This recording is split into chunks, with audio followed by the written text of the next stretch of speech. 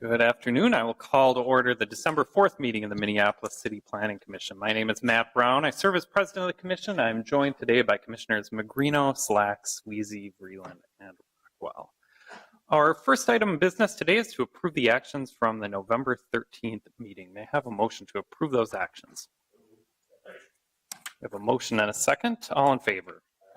And that motion carries. Next, we will sort through the agenda. We'll determine which items will be considered on consent, which will be discussed, and if any will be continued to another meeting. You can find hard copies of the agenda in the hallway. So we will start at the top. Item 1 is Minneapolis Public Schools. That is a vacation at Jefferson Elementary School. We'll continue that item to the January 8th meeting. So if anyone is here for that, that will be considered on January 8th. Item 2 is the Prospect Park Senior Living Project at 3000 4th Street Southeast, 3024 4th Street Southeast, and 3033 University Avenue Southeast. That is a preliminary and final plat. Is anyone wishing to speak in opposition to or modify the staff recommendation on item 2? Seeing no one, we'll put item 2 on consent. Item 3 is at 3213 Snelling Avenue. That's a conditional use permit related to commercial vehicles stored at a contractor's yard. Is there anyone wishing to speak in opposition to or modify the staff recommendation on item 3? Seeing no one, we'll put that on consent. Item 4 is at 1700 East Lake Street. That's a conditional use permit to allow a shopping center. Is anyone wishing to speak in opposition to or modify the staff recommendation on item 4? We have someone here, so we can discuss item 4. Item 5 is at 949 East Hennepin Avenue. That's a conditional use permit to allow an off-sale liquor store. Is anyone wishing to speak in opposition to or modify the staff recommendation on item 5? Seeing no one, we'll put item 5 on consent. Item 6 is the Hilton True Home 2 at 317 2nd Avenue South. That's a site plan review for an addition to an existing building. Is anyone wishing to speak in opposition to or modify the staff recommendation on item 6? Seeing no one, we'll put item 6 on consent. Item 7 is at 3823 West 31st Street. Is anyone wishing to speak in opposition to or modify the staff recommendation? All right, so we have a few people here on item 7. We'll discuss that item. Item 8 is Patrick Henry High School at 4320 Newton Avenue North. Conditional use permit. Several variances for a building addition there. We'll discuss item 8 if anyone is here for that. Item 9 is at 651 Nicollet Mall. Conditional use permit, several variances related to dynamic signs. We'll discuss item 9 if anyone is here for that. Item 10 is the 2nd Street Townhomes at 2407 2nd Street Northeast. Several applications for a new townhome project there. Is anyone wishing to speak in opposition to or modify the staff recommendation on item 10? We have someone, so we can discuss item 10. Item 11 is the Longfellow Station Commercial Building at 3801 Hiawatha Avenue. Conditional use permit, several variances, site plan review for a new commercial building there. I know Commissioner Rockwell had some questions on question 11, so we'll discuss that item if anyone else is here for that.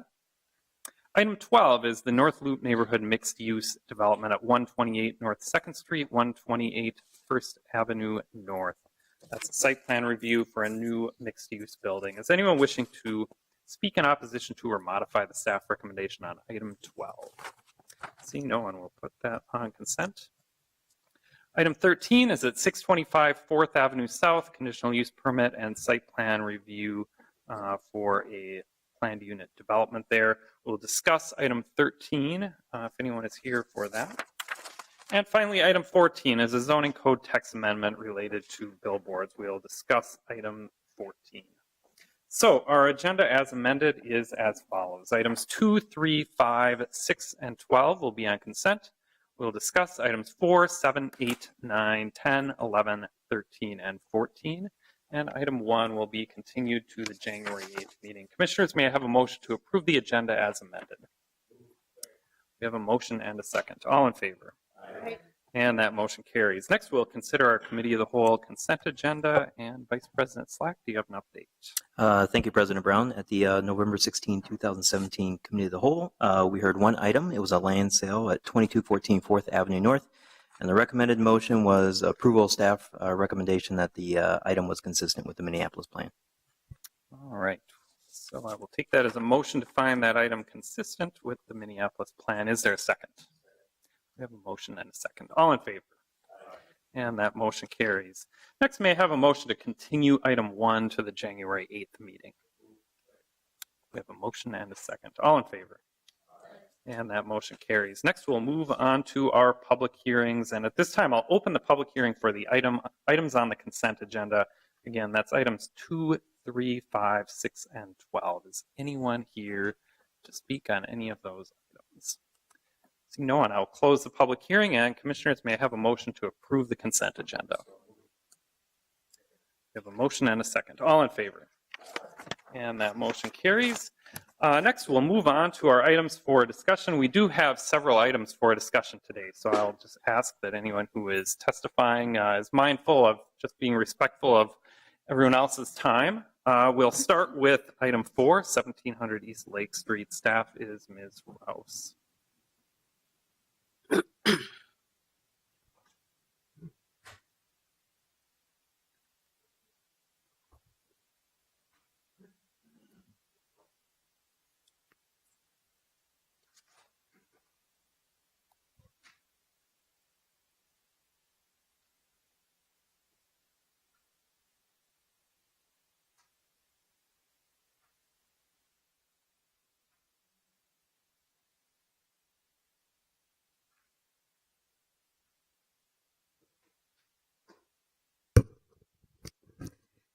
Good evening, Mr. President, members of the Commission. This request is at 1700 East Lake Street. It is currently zoned C2, so the applicant has requested a conditional use permit to allow a shopping center. What they're proposing to do is construct a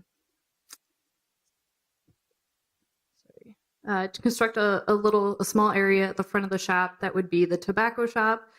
That way it's separated from the rest of the building. It would have its separate entrance on the north side once you enter the building.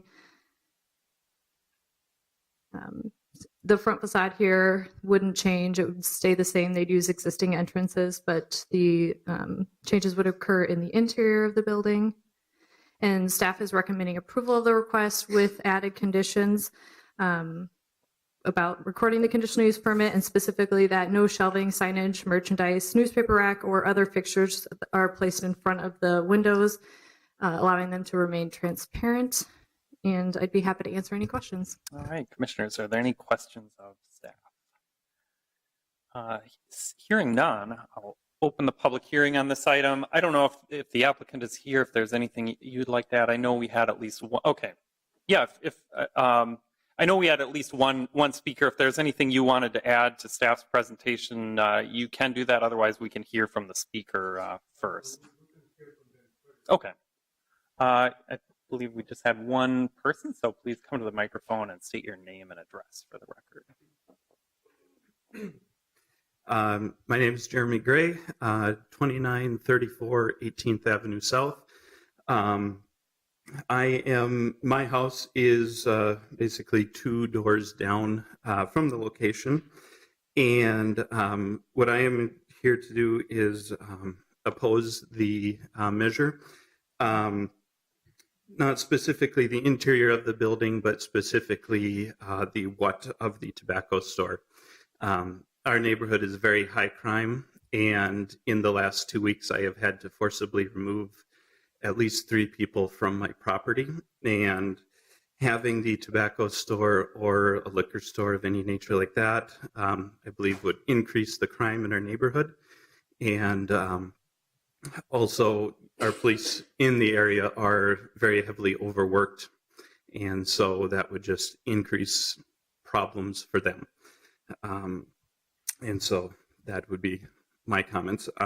As far as like if it was a, any other kind of store, like a shoe store, a clothing store, or God forbid, another cell phone store in our neighborhood, I would be perfectly fine with that. It's just the particular subject matter of the store. All right, thank you. And is there anyone else who would like to speak on this item, or would the applicant like to speak? Yes, please come to the microphone and state your name and address for the record. Commissioners. My name is Luis Kern. I'm a consultant. My name is Cindy Awajan. I'm the owner with my husband Assad. Sirs, I would just like to mention, and I sympathize with the resident, but that's, that area and all of Lake Street, all the way through 35 has problems with a lot of vagrants, and the gas station operation is not a contributor to that problem. That's a social problem that's on a different level totally. And the city's doing their best to control that. Assad has several police officers and a strong presence every night, 7 days a week. And I've been working with this family for over 10 years, and they're very good operators. And I can assure you that the problem with loiters or vagrants or people walking into other properties 3 blocks away or 3 houses down the street is not due to the gas station operation. Thank you. All right. Thank you. And are there any questions of the applicant? I might just ask, does this convenience store currently have a tobacco license? Yes, it does. Okay. And it's a convenience store. All the uses are permitted under the C2, the PO district, and also the comprehensive plan for the city. Okay. Thank you. Commissioner Bender. Thank you, Mr. Chair. Just wanted to note, and the applicant can speak to this or not, that when the city council passed our recent, 2 ordinances related to restricting tobacco sales, I think it's going to result in more of these land use applications. And I don't see any policy reason overall in the city that we shouldn't be looking for ways to support businesses that have the opportunity to provide both the gas station use and a tobacco store use. Of course, we have to take the context of each one as, in the context that we have, but I expect this will be a more common application that we're going to see after these 2 ordinances restricting flavored tobaccos and menthol tobacco to only tobacco shops that used to be able to be sold in gas stations and convenience stores. All right. Thank you.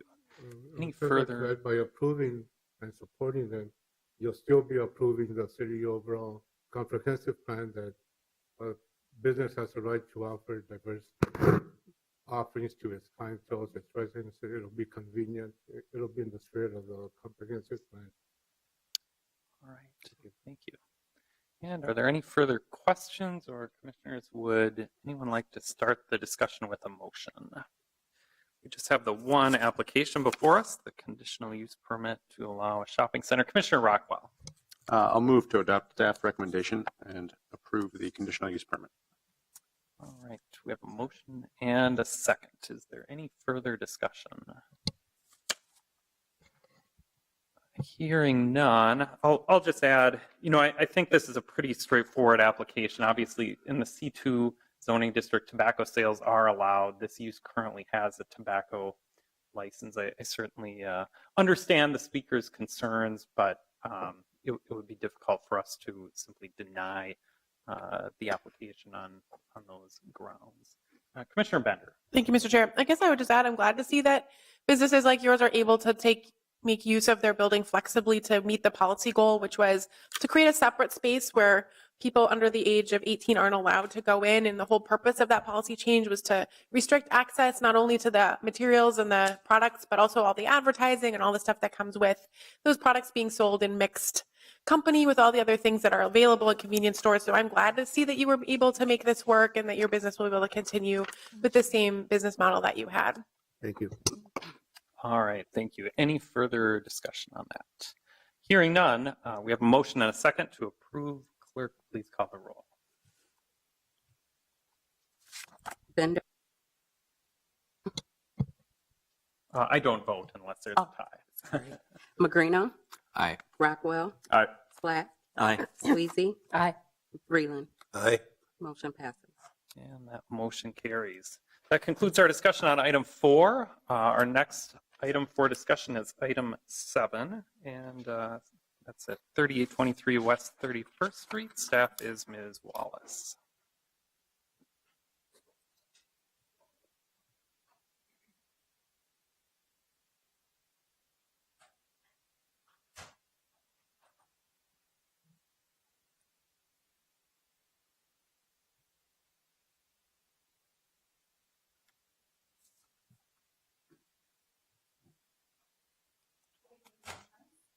project before you is a 15-unit apartment building right on the St. Louis Park border in the West Calhoun neighborhood.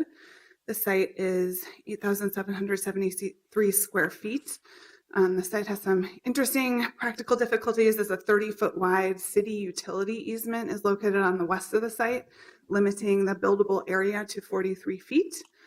The site is currently occupied by a single-family home. The nearby properties are a mix of residential uses with quite a few multiple family dwellings. This site was included in the Midtown Greenway Land Use and Development Plan and identified as being appropriate for buildings 3 to 5 stories in height. So here you'll see the site, and the neighboring property directly to the west is in St. Louis Park, so it's right on the border there. And the Greenway is right below, or right to the south. So the proposal is a 3-story, 15-unit apartment building. The first floor would have a main entrance facing 31st Street West. It would include an accessible unit on the ground floor. The second and third floors would have 6 units each for a total of 15. They're all studios with a range of sizes from 450 to 510 square feet. The applicant has proposed a 600 square foot common area and a 288 square foot patio in the front yard as common space. And the public sidewalk would be continued across the property. The public sidewalk currently ends to the west of the property. So here's a site plan. The applicant has made some revisions to the site plan based on staff feedback, including widening the drive aisle and the parking spaces to allow all maneuvering to occur on the site.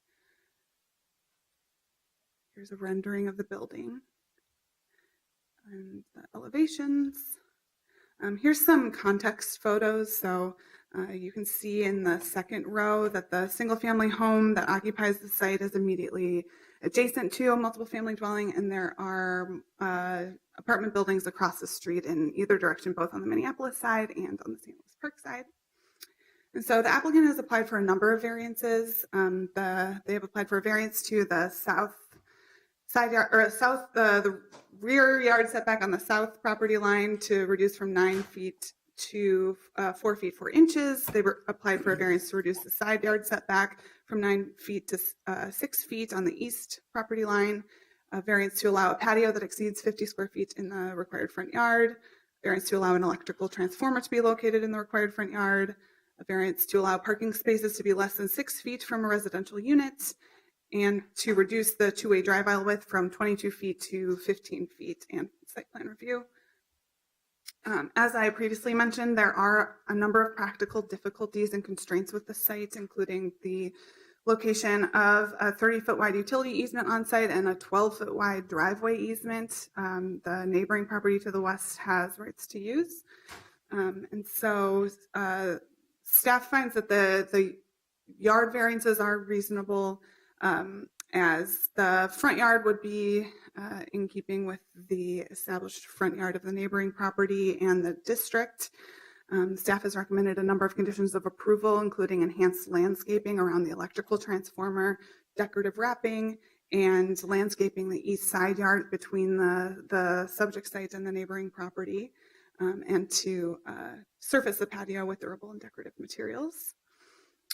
Staff had initially had concerns about the drive aisle and parking location variances. So, however, this property does qualify for the transit incentive reduction due to proximity to the proposed West Lakes station of the Southwest Light Rail line.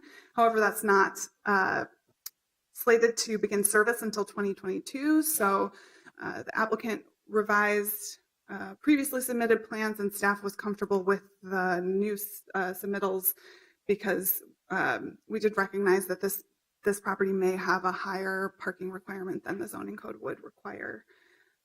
And so as noted previously, the applicant had proposed more parking spaces and a narrower drive aisle, and revised plans to show a 15-foot drive aisle, 5 parking spaces that are wider to allow for all maneuvering to occur on the site. And so staff has recommended a number of conditions of approval to ensure that the parking lot is as the impacts are mitigated on surrounding properties, including screening of the parking lot from the public street and ensuring that the surface parking stalls are at least 12 feet wide to allow for all maneuvering to occur on site. So staff has recommended that the Planning Commission approve all variances and site plan review, and I will stand for questions. All right, commissioners, are there any questions of staff? If there are none, I'll open the public hearing on this item, and if the applicant is here, I would like to ask them to speak first, or if there's anything you'd like to add, and please state your name and address for the record. Good evening, members of the Planning Commission. My name is Scott Nelson with DJR Architecture, and I'd like to thank staff and Lindsay in particular for working with us carefully through this project. The site offers a number of challenges, but we felt it's a good location for a transit-oriented development, albeit a small one. And we've worked through several issues to mitigate those and develop a project that we think can fit into this neighborhood really well and provide some smaller, less expensive units to this neighborhood, which is a highly desirable one and close to a number of transit-oriented opportunities in all directions. Being that we're also accept all of the conditions of approval that staff laid out, and we'll work through those with Public Works as we go through the finish of the PDR process. And I'm available for any other questions that the commissioners might have. All right, commissioners, are there any questions of the applicant? If there are none, we can move on to some other speakers. And I know there are at least a couple people here, so you can decide who goes first and come to the microphone and please state your name and address for the record. Alan Campbell, 3220 West Calhoun Parkway. Good evening, President Brown, commissioners. I'm the chair of the West Calhoun Neighborhood Council. The applicant was kind enough to come before us twice with his concept plan. And basically, we like the concept plan. It's transit-oriented development. We have no objection to the overall concept. The one concern we had was the number of parking spaces. The last time the applicant came before us, he was applying for 8 parking stalls. It's now down to 5. We would hope that the residents are able to do without cars, but we're concerned that the site does not have good enough access to transit to allow the renters to go without cars, and we're concerned that as a result they'll be parking in the street, both in our neighborhood and in the neighborhood of our neighbors in St. Louis Park. The site is served by the Route 17 bus line. It's about a 1 long block from the site to the bus stop, which runs at 15-minute intervals during the day. Light rail, of course, is at least 4 or 5 years off, and we can't be confident of that. Although it's almost adjacent to the Greenway and Cedar Lake Trail, the residents would have to cross the railroad tracks illegally to get to the trail, so there is really no good bike access. So we're just concerned that although we like the concept, we're just concerned about the number of parking spaces. And I'd also point out that one other apartment complex owner in our neighborhood, that's the B, has announced that he'll be coming before you with a request to build a 2-story parking ramp because he's finding that his renters think they need cars and don't have sufficient street parking. Thank you. Any questions? Thank you. I don't see any questions at the moment. Thank you. Thank you. And next speaker, please come to the microphone and state your name and address for the record. Hello, I'm Jenny DeVore with 3811 West 31st Street, right on the east side of the proposed property or plan project. We have an 18-unit building next door to the east. And we also own and manage 340 units at that corner of Ewing and West 31st Street. So, and we also manage the 2 houses and duplexes directly across the street from the proposed project. First, I'd like to say, while I feel the scale of the building is a little too large for the 0.2 acres of that plot, I'm not opposed to the development of the property. The CPM project is well designed and will be of added value to the neighborhood. My partners and I have two primary objections to the proposed CPM project. The first is a 3-foot setback, a reduction of the 3 setback on the east side of the property. We have garden level units that could be negatively impacted by any the construction and the soil disruption that close to the building. We do currently have a drain pipe along that east or the west side of our building to mitigate some of the water, that rainwater on that side that sends water to the front or back. But and also the concern is just the with 3 feet less on that side, we just won't get the light on that side, and that is obviously a concern. We have to be, our building is 8.5 feet from the property line, and I'd like to see the new building be closer to the 8 feet from the line. I also was curious, I couldn't see through the plans, but what the proposal is for the rainwater from the roof, where that water's going. And also, is there a basement to this project? I don't know. All right, thanks. We can ask those questions After? of staff, yeah, after you're finished. The second concern is the same as the gentleman before me said, that it's the parking. We've been at that site since 2004 with our different buildings in the area. We have seen a huge reduction in the amount of street parking available. I realize that there is no parking space requirement for this project, but due to the unique triangular design of our neighborhood with only 4 short north-south streets and 2 longer east-west streets, it's extremely limited. Our building next door to the east is an 18-unit building with 18 spots. The houses and duplexes across the street do not have any parking. They were built in 1920, so there are no driveways or parking lots, so that would be a big problem for them if we don't have some street parking. Since Bader development opened last spring, we've had some of our residents have to go across Lake Street to park at night if they get in after 11, 12 o'clock at night, which is not safe. And then Cella's development, the 122 unit, will open soon, and that will add to the problem. And once snow emergency is declared, it's going to be miserable. So I just want to, whatever they can do to increase the parking on that lot. I don't know if they could forego the recycling and garbage and move that to the back of the lot and add an additional spot in that location. Just wanted to voice my concerns for the record. All right, thank you. Yep. And next speaker, and you can come to the microphone and state your name and address. Hi, I'm Andrea Ingebretson, and I live at 3907 West 31st Street, which is in St. Louis Park. It's 2 doors down from the proposed building site. Just wanted to voice some concerns on behalf of my husband and I. We have mostly parking is a big concern, as well as pedestrian safety. As others have said, parking is hard to come by on the street. Our house, we have a single stall garage and a 1-lane driveway. So whenever we have guests over, we try to park our own cars in the street early on, because by about 7 at night, all of the street parking is filled. So then we try to have our guests park in our driveway. Just this last weekend, Saturday night, to illustrate how busy the parking is already, we actually had to call St. Louis Park Police Department yesterday because the night before a car had blocked our entire driveway. So they had to tow them yesterday. So obviously it's already a problem.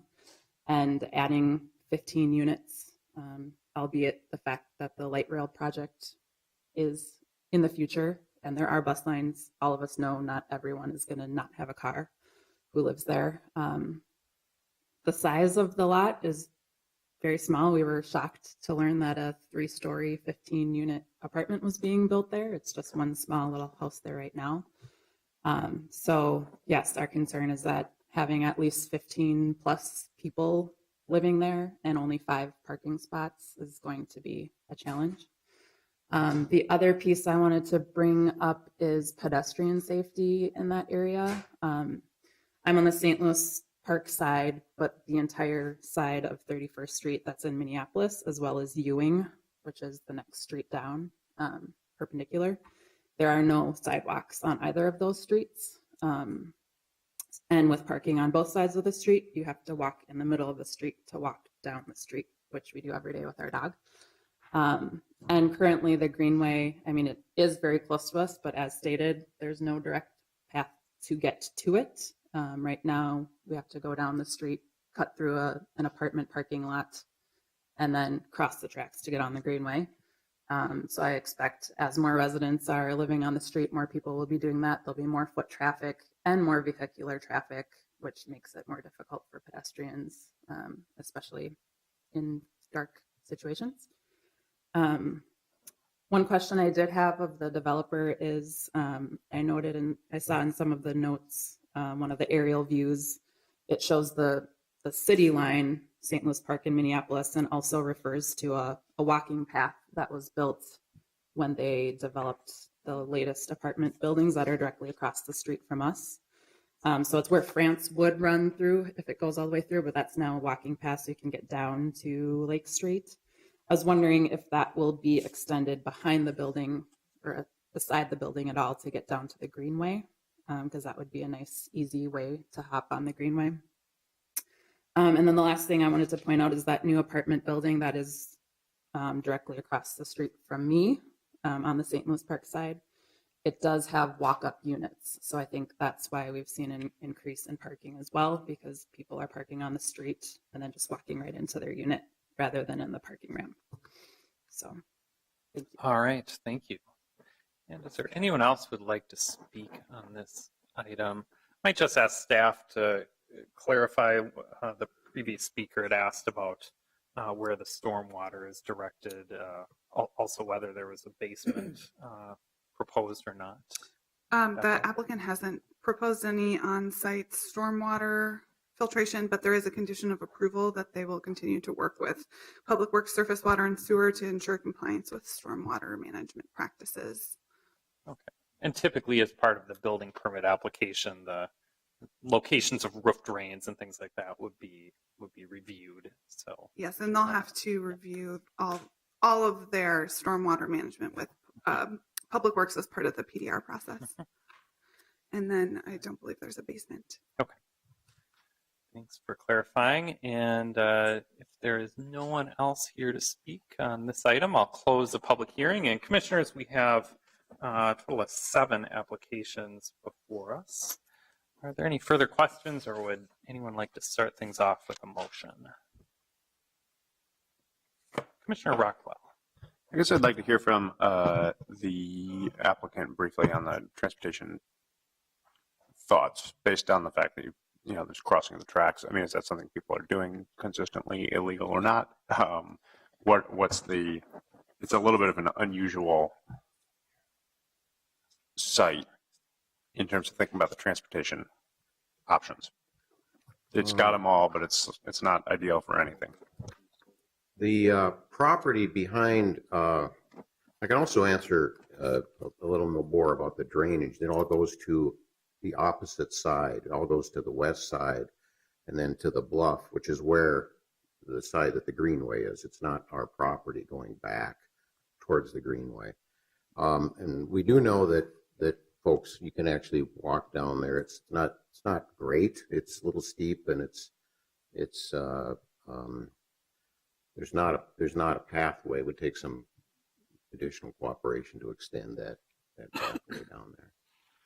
Our hope is that there's a direct trail that goes out to a bus stop on the Lake Street side, and then that can get you access to further east to the greenways and the lakes.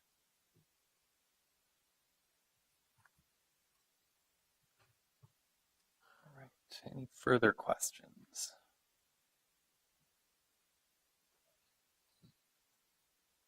Or would someone like to make a motion? Commissioner Magrino. So I will start us off. I think this is fairly straightforward. So I'll make a motion to adopt staff findings on items A, B, C, D, E, F, and G with the stated conditions. And I'll speak to that a bit if I get a second. All right, we have a motion to approve items A through G. Is there a second? We have a motion and a second. Commissioner Magrino. Yeah, I used to live a few blocks from here when I was a teenager and still take the bus fairly regularly over to this general area for holidays and stuff over on the St. Louis Park side. I think this is a pretty good natural candidate for variances given the easement that we have on the property, and the intensity of the development certainly fits in with the R6 zoning, and it's in a future transit station area. And in general, I think this is a very good example of something that we're seeing a lot more now, which is kind of that missing middle housing typology where it's not a huge building, it's a relatively small building and 15 units and fits in a little bit better with some of the stuff that's already there. All right, is there any further discussion? Any further discussion? Hearing none, we have a motion and a second. Clerk, please call the roll. Bender. Aye. Gagnon. Aye. Magrino. Aye. Rockwell. Aye. Slack. Aye. Sweezy. Aye. Freeland. Motion passes. All right, that motion carries. That concludes our discussion on item 7. Our next item for discussion is item 8. Patrick Henry High School staff is Ms. Smith. This is a fairly small addition. I understand there's some outstanding issues related to landscaping, so perhaps you could focus on those. I'd be happy to, President Brown. Good evening.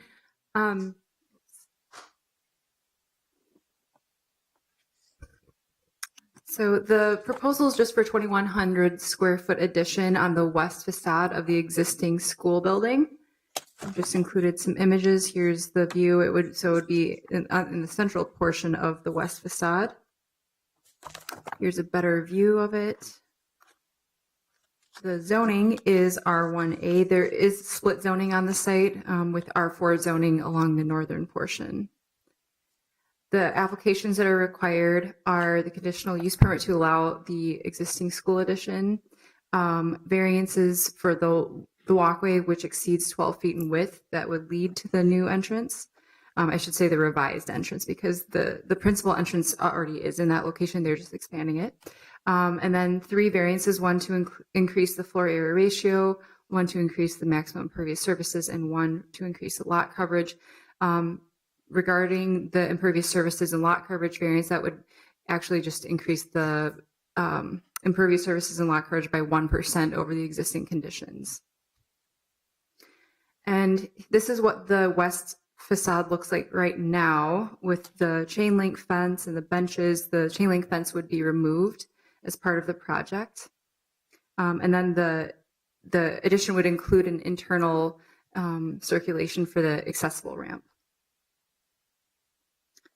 The applicant is proposing to close the curb cuts on the north and west sides of the parking lot, and they're also proposing some screening and additional landscaping along the parking lot perimeter, but staff does have some recommended conditions of approval that I'll go into in a second. Here's the general floor plan of the addition. And I'm just including some additional images to really help illustrate what the existing conditions are here. So again, this is the main entrance right now. Just to the north of the main entrance, there's a small parking lot that's mostly a service drive for the public school vehicles. And staff is recommending that the applicant provide a minimum 5-foot wide landscape buffer along this parking frontage. As well as 4 additional canopy trees to meet the intent of the code of Section 530-170. And the landscaping and screening requirements of site plan review are triggered for parking areas as part of the conditional use permit approval. If you go a little bit to the north, you see the larger parking area with the dumpster that's currently in this photo. And this is the view from the north side. The applicant has clarified to staff that the chain link fence would be removed as part of this proposal. So I may have mentioned in the staff report that it would stay, but it will be removed. And an additional tree is proposed for the area where that curb cut currently is and would be removed. And this is the east parking lot frontage. Staff is recommending that the applicant provide additional landscaping and trees at the corners of parking lots to meet the intent of 530-170. Along the east side of the site, there is a loading area with also some refuse and recycling containers, and there's a condition of approval that we're recommending to have them fully screened. So just as a summary, the applicant is amenable to the condition that 150 bicycle parking spaces be shown on the site plan.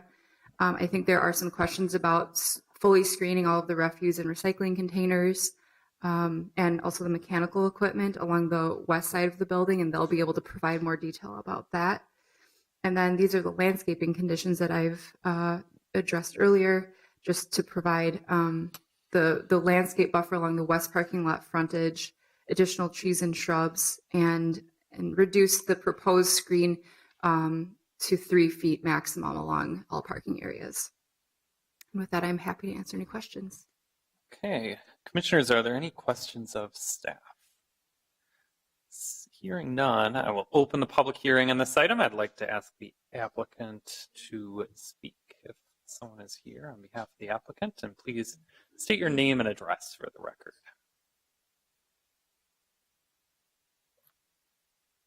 Good evening. I'm Laura McGinley. I'm an owner's representative for Minneapolis Public Schools. And Jim Wilson with Wendell Architecture. I think in general, we don't have any issues with item recommendations 1, 2, 3, 6, 7, and 8. I think Lori would like to speak a little bit about, we do have a little bit of concern with some of the screening requirements for the refuse containers and the mechanical equipment. The completely opaque screening at grade is a challenge for the public schools. Safety and security of students and staff is a large issue that we have at every site. The presence of tall, completely opaque screening at grade gives people, unfortunately, a place to hide.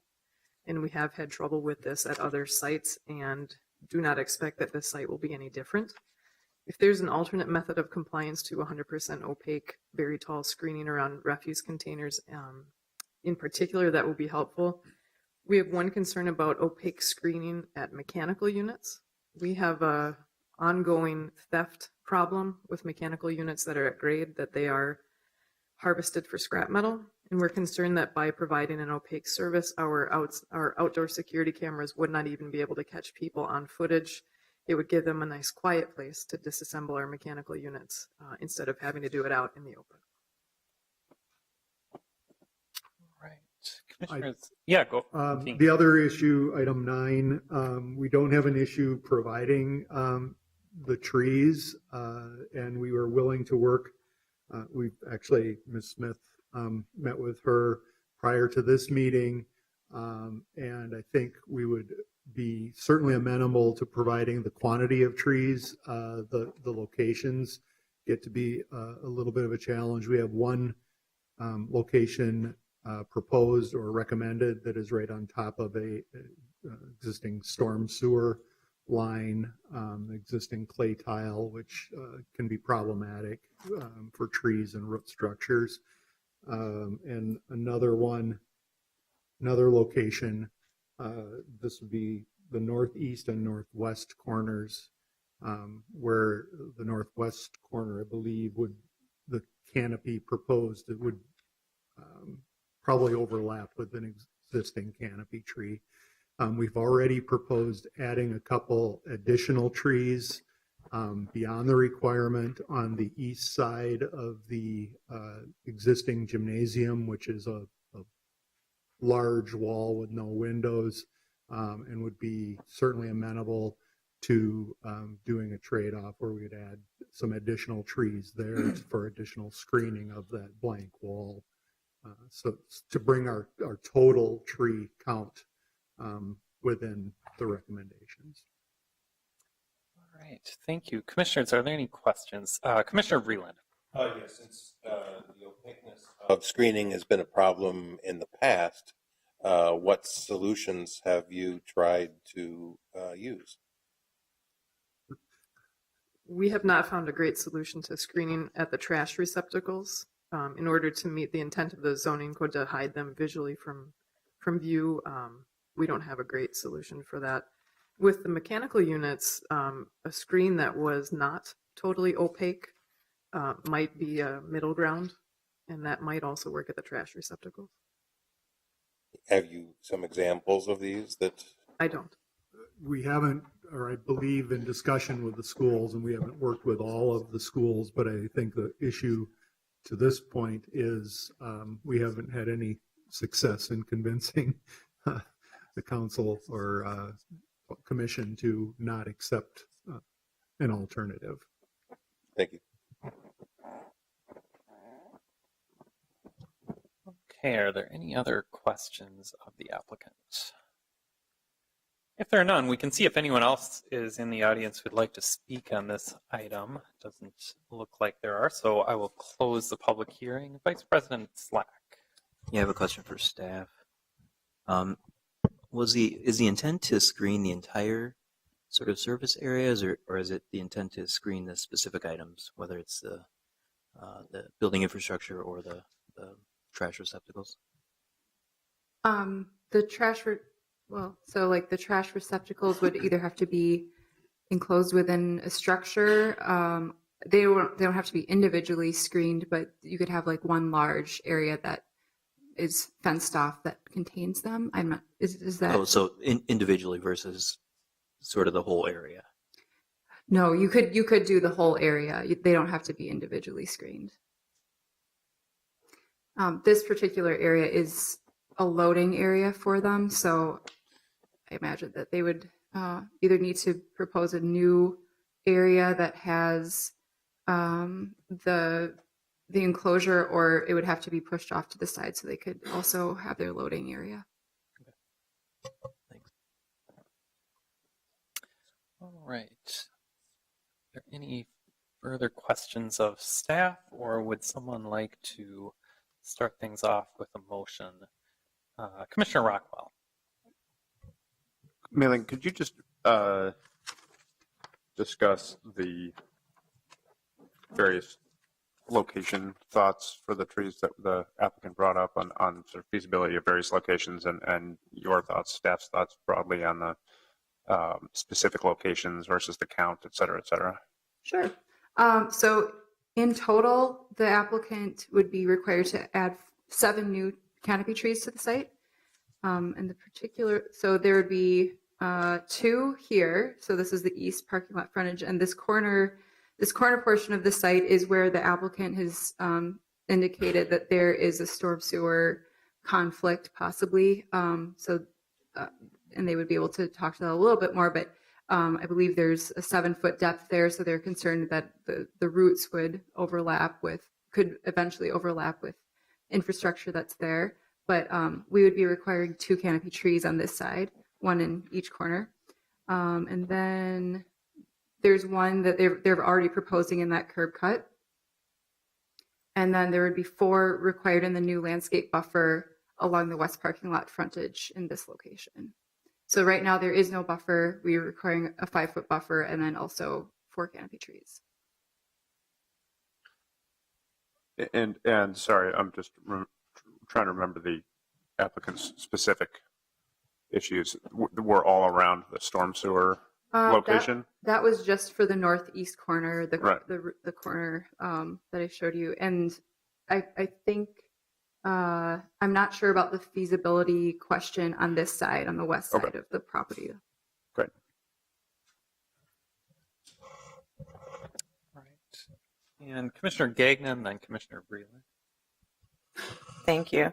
So I am very concerned about the safety issue, and I know there's got to be a solution. I mean, if they used like a lattice work, or I know it wouldn't be completely screened, but I think it's more important that our kids are safe than people look at trash cans.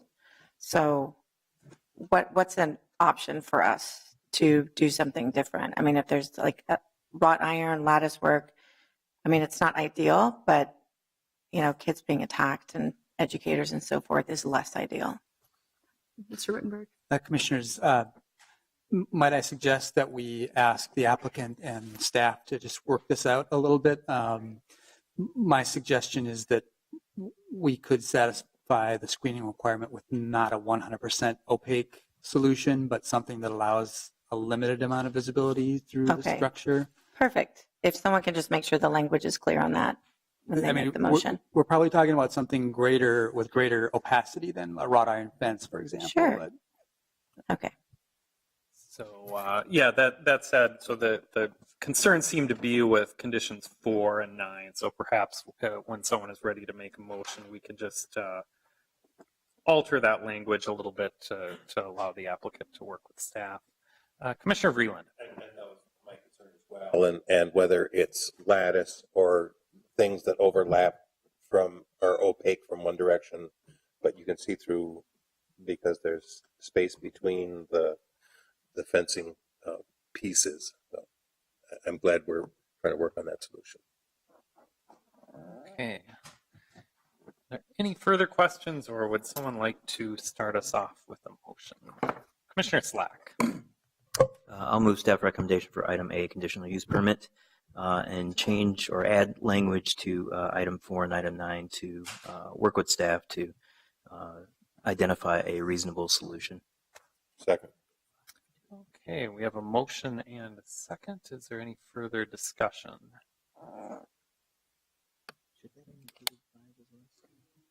Commissioner Slack, and I think the applicant has some questions about it. So yeah, please come to the microphone. Give you an opportunity to respond. I just wanted to note that the same concern Item of 5. item 4 also applies to 5. Sorry about Item that. 5, so we'll add that language to item 5 as well. Thank you, everybody.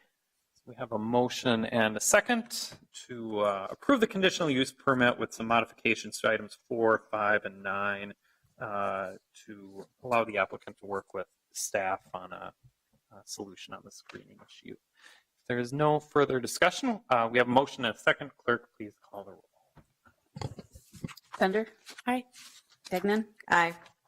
Magrino? Aye. Rockwell? Aye. Slack? Aye. Sweezy? Aye. Reland? Aye. 7-0.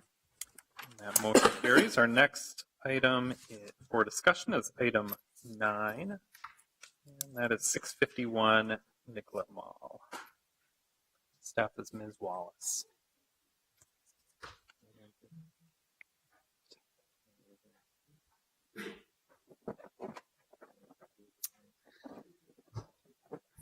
The application.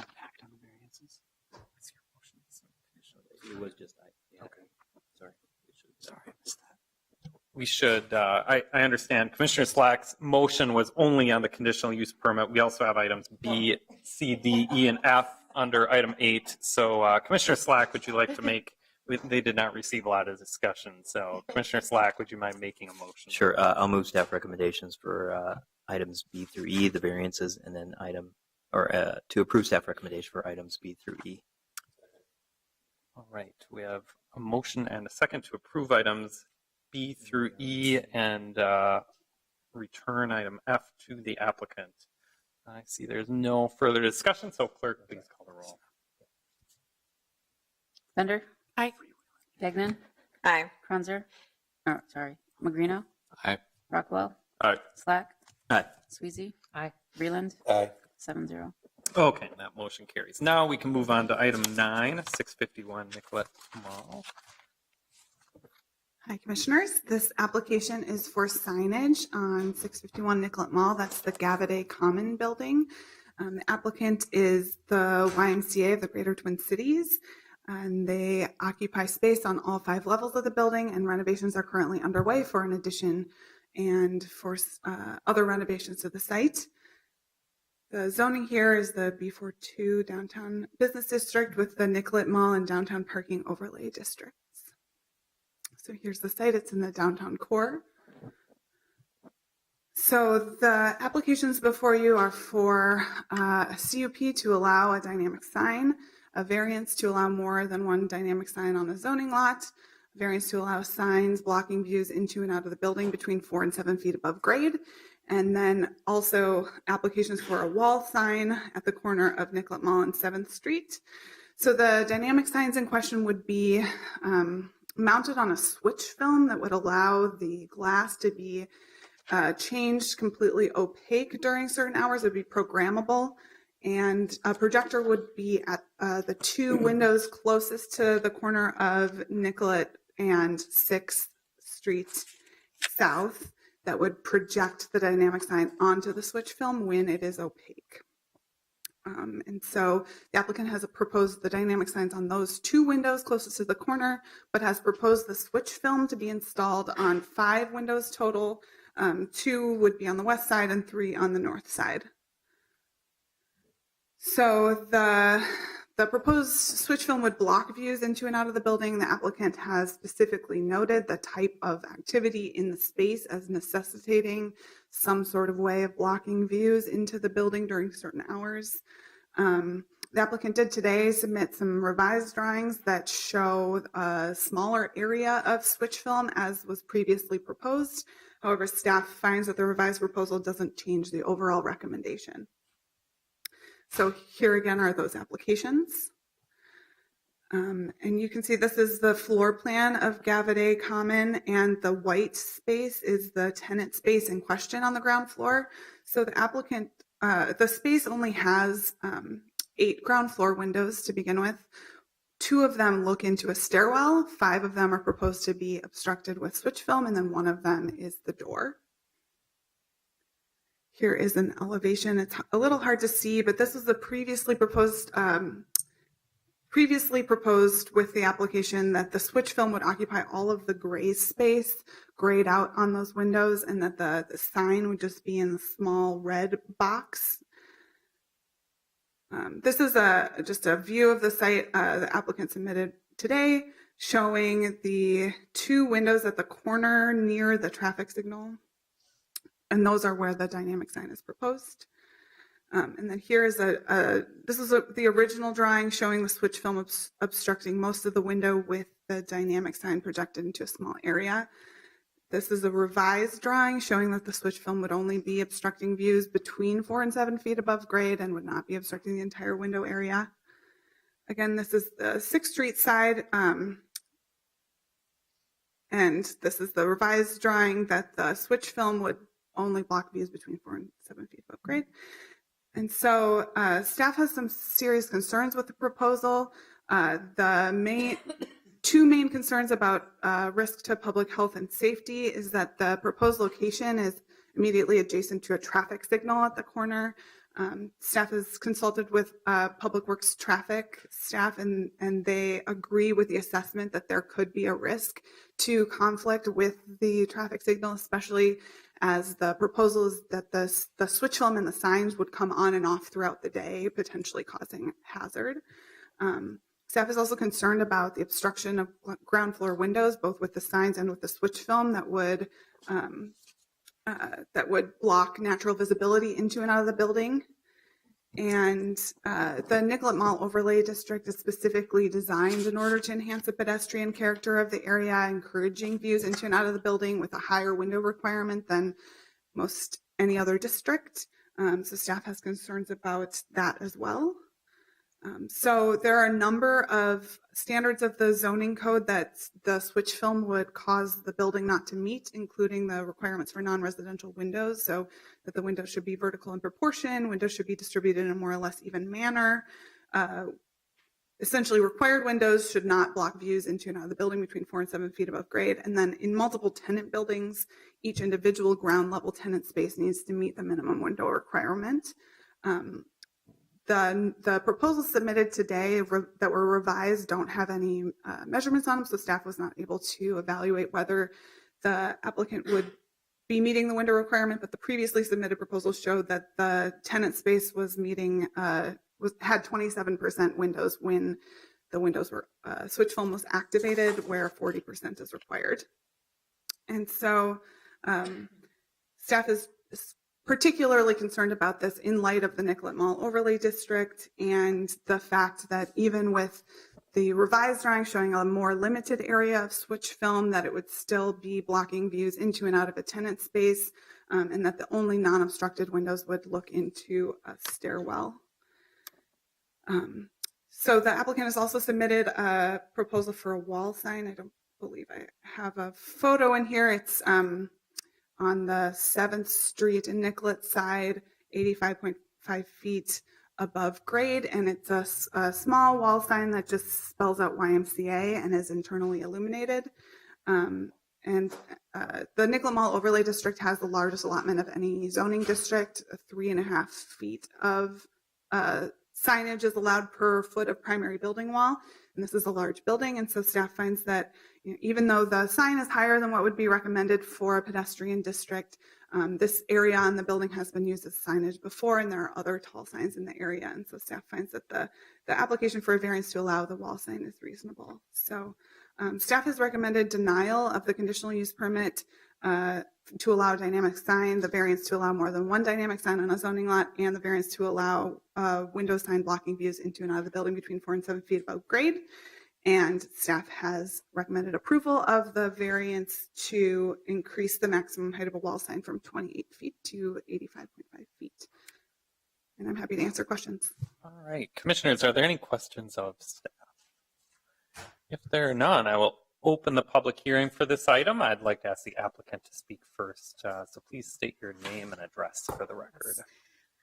Hello. Thank you, Mr. President, Commissioners. Thank you, Lindsay. My name is Emily Rowland. I'm with Crescent, Minneapolis. I am the project manager for the YMCA for the design and construction of the project. Brian Kirk with the YMCA, 30 South 9th Street. So thank you. Thank you for the approval on the height variance for the YMCA at Nicollet and 7th.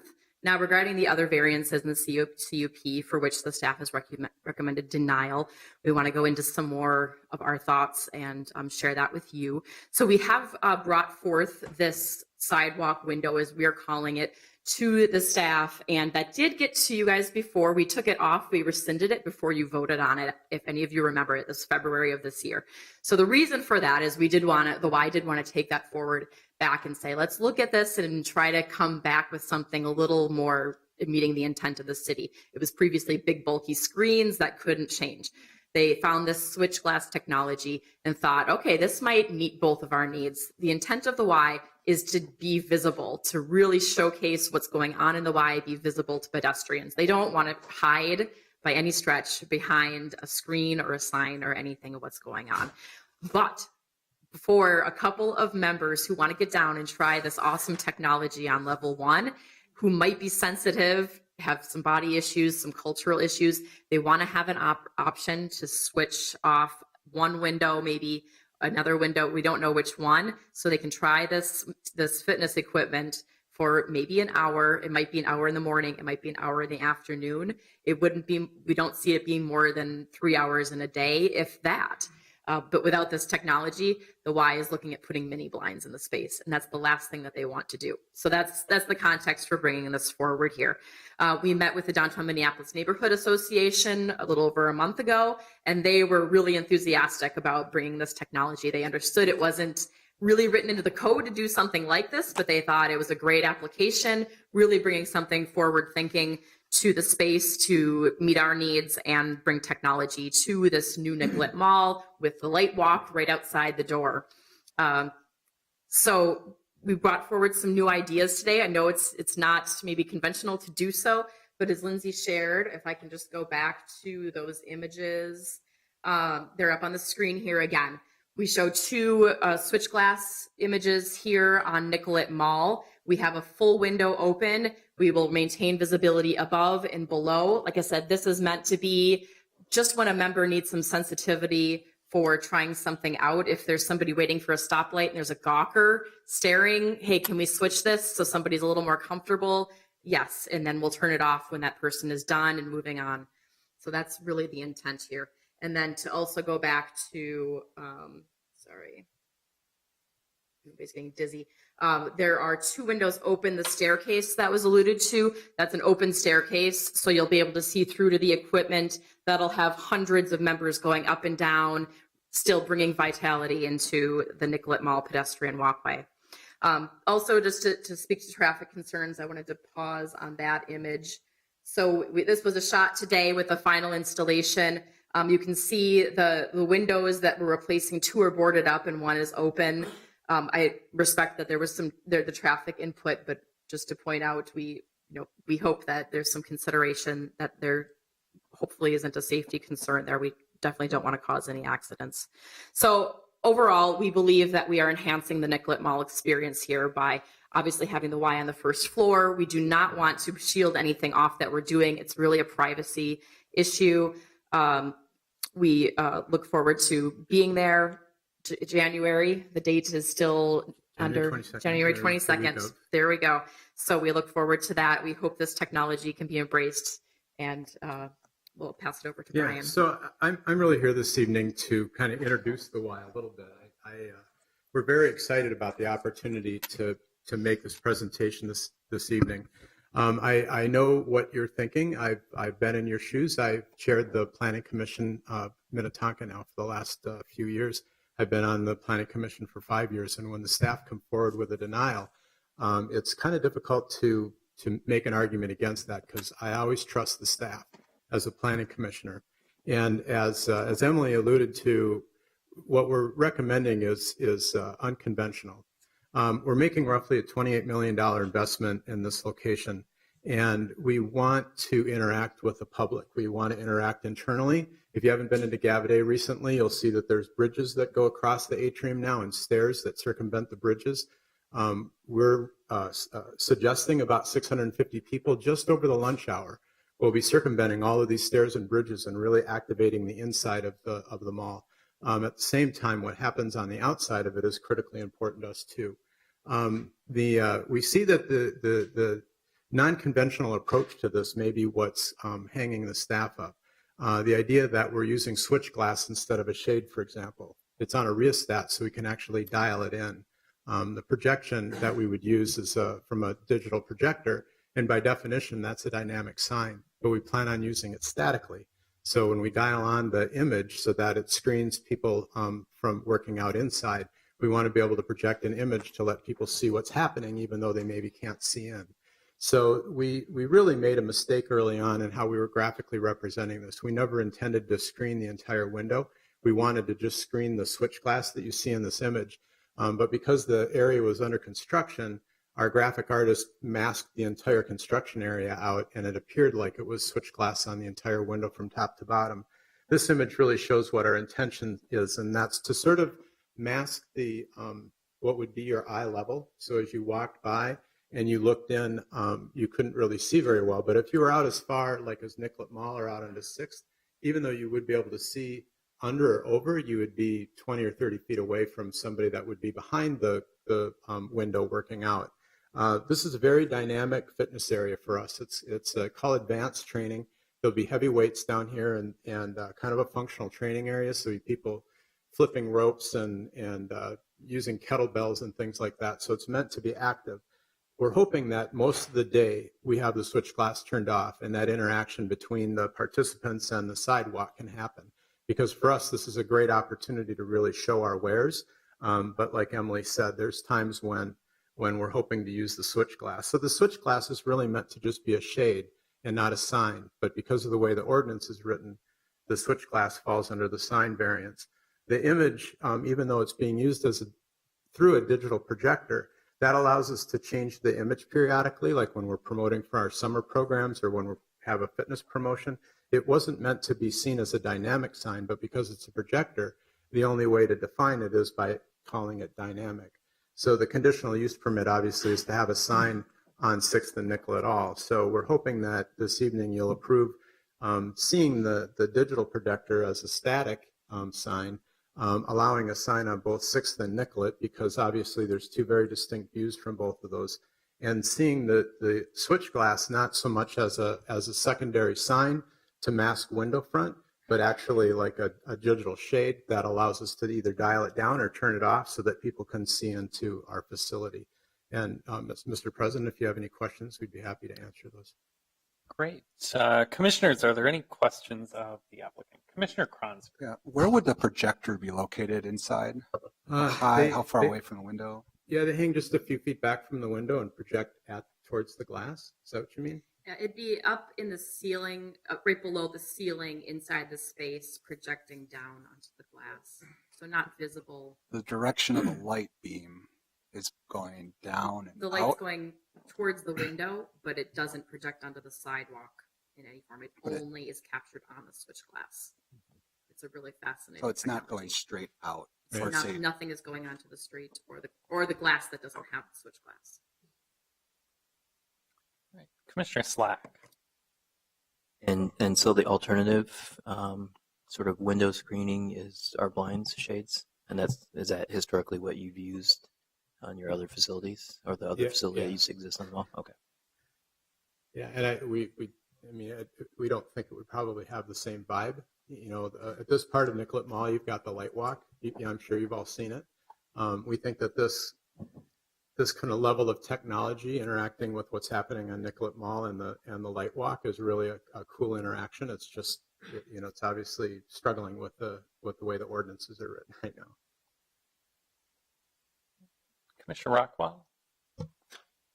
Quick clarification. So would you be amenable to a condition that said, you may only display one image per day? It sounds like you're not trying to have a dynamic. Oh yeah, absolutely. Right. Okay. I would suspect that it would be more like one image per week, but Sure. one image per day is, our intention. So dynamic Or hour usually or means whatever. that it's Right, rotating 8 every seconds. minute or so. Yeah. Yeah, but we're hoping to just project a static image for a period of time. And then do you have a sense from the time used per day? Do you have a sense of how long it would be used per day, and would there be an acceptable condition on a maximum number of hours, for example? I mean, you said in your example 1 to 2 hours. I suspect that's underselling it, but would you say there's like a maximum of 4 hours a day would be acceptable? Yes, yeah, and there's sort of the peak times of early morning, lunchtime, and then that sort of right after work hour.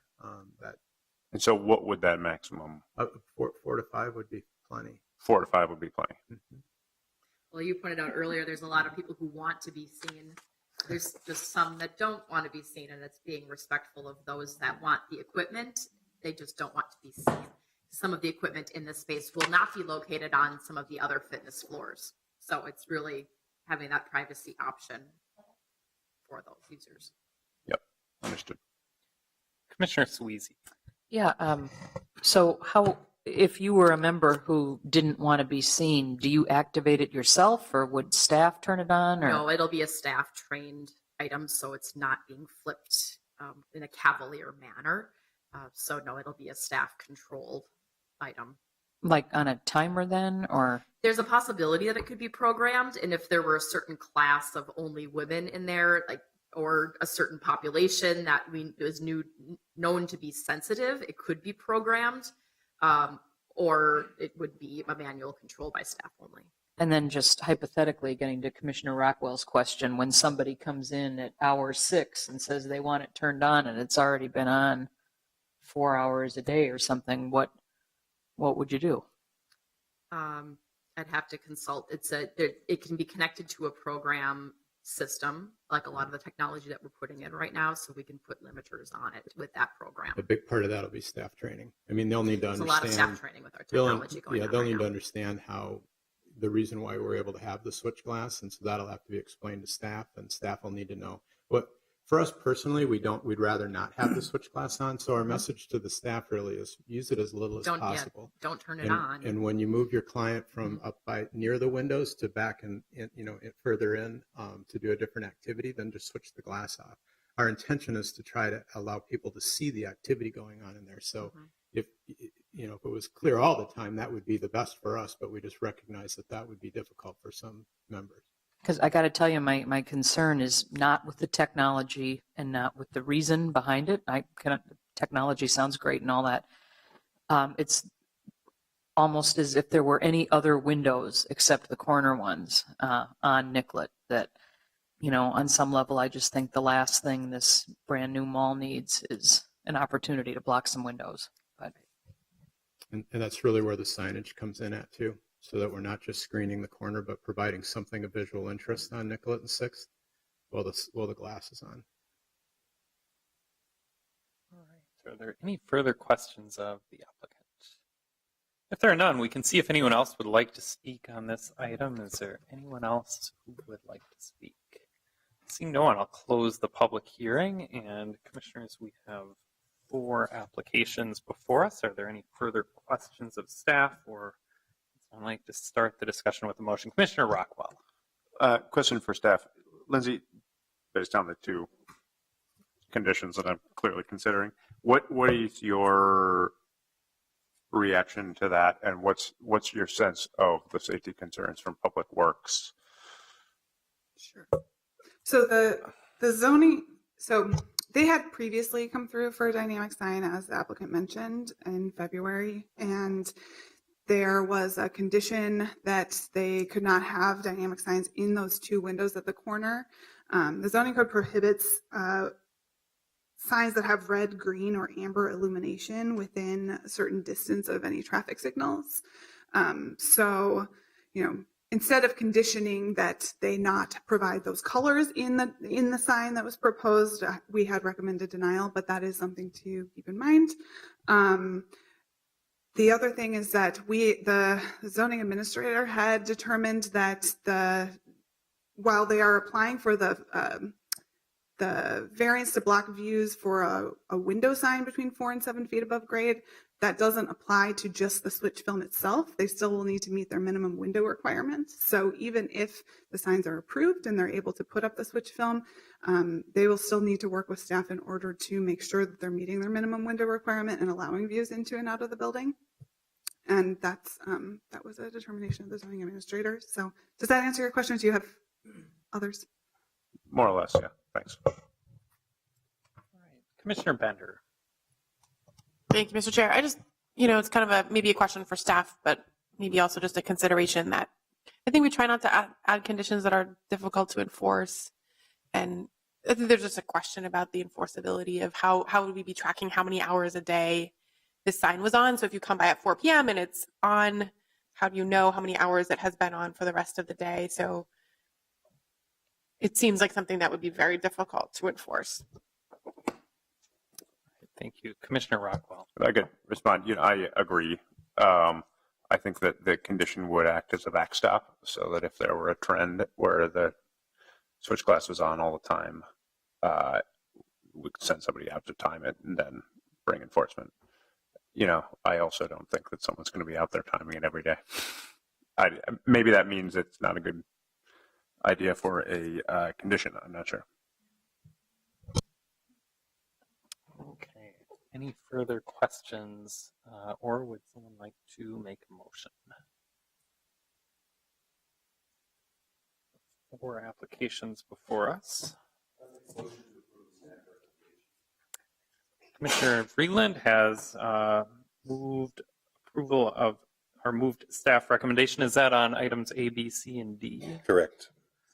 All right, we have a motion and a second for staff recommendation. That is to deny items A, B, and C, approve item D. Is there any further discussion?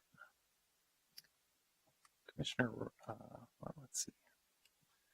Any further discussion on that motion? Commissioner Rockwell. I mean, I guess I'll say there's a piece of me that's intrigued by the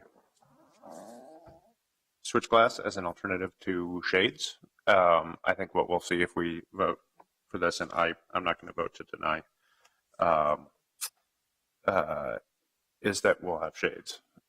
And the switch glass may or may not work, but I think that's better than shades. And we've seen the new Nordstrom rack come in on the IDS building, and it's a real shame that all of those windows are covered up because you can't see into any of the retail along Nicollet Mall. And I worry that we walk into that with this. I hope that if this motion passes, that the shades are up as much as possible.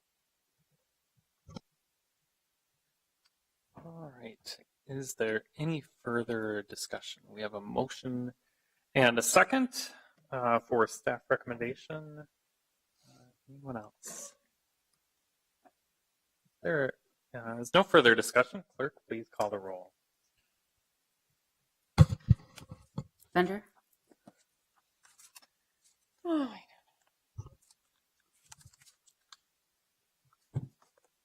God. So I will vote then no on A.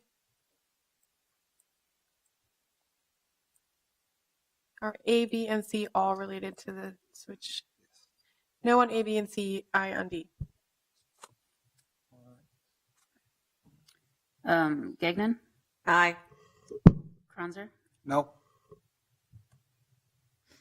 Magrino? Nay. Rockwell? No, A, B, and C, I, and D. Oh, this is confusing. Slack? Aye. Separate them. Sweezy? Aye. Vreeland? Aye. So that's 5 yeses, 3 nos for A, B, and C, and 2 yeses on D.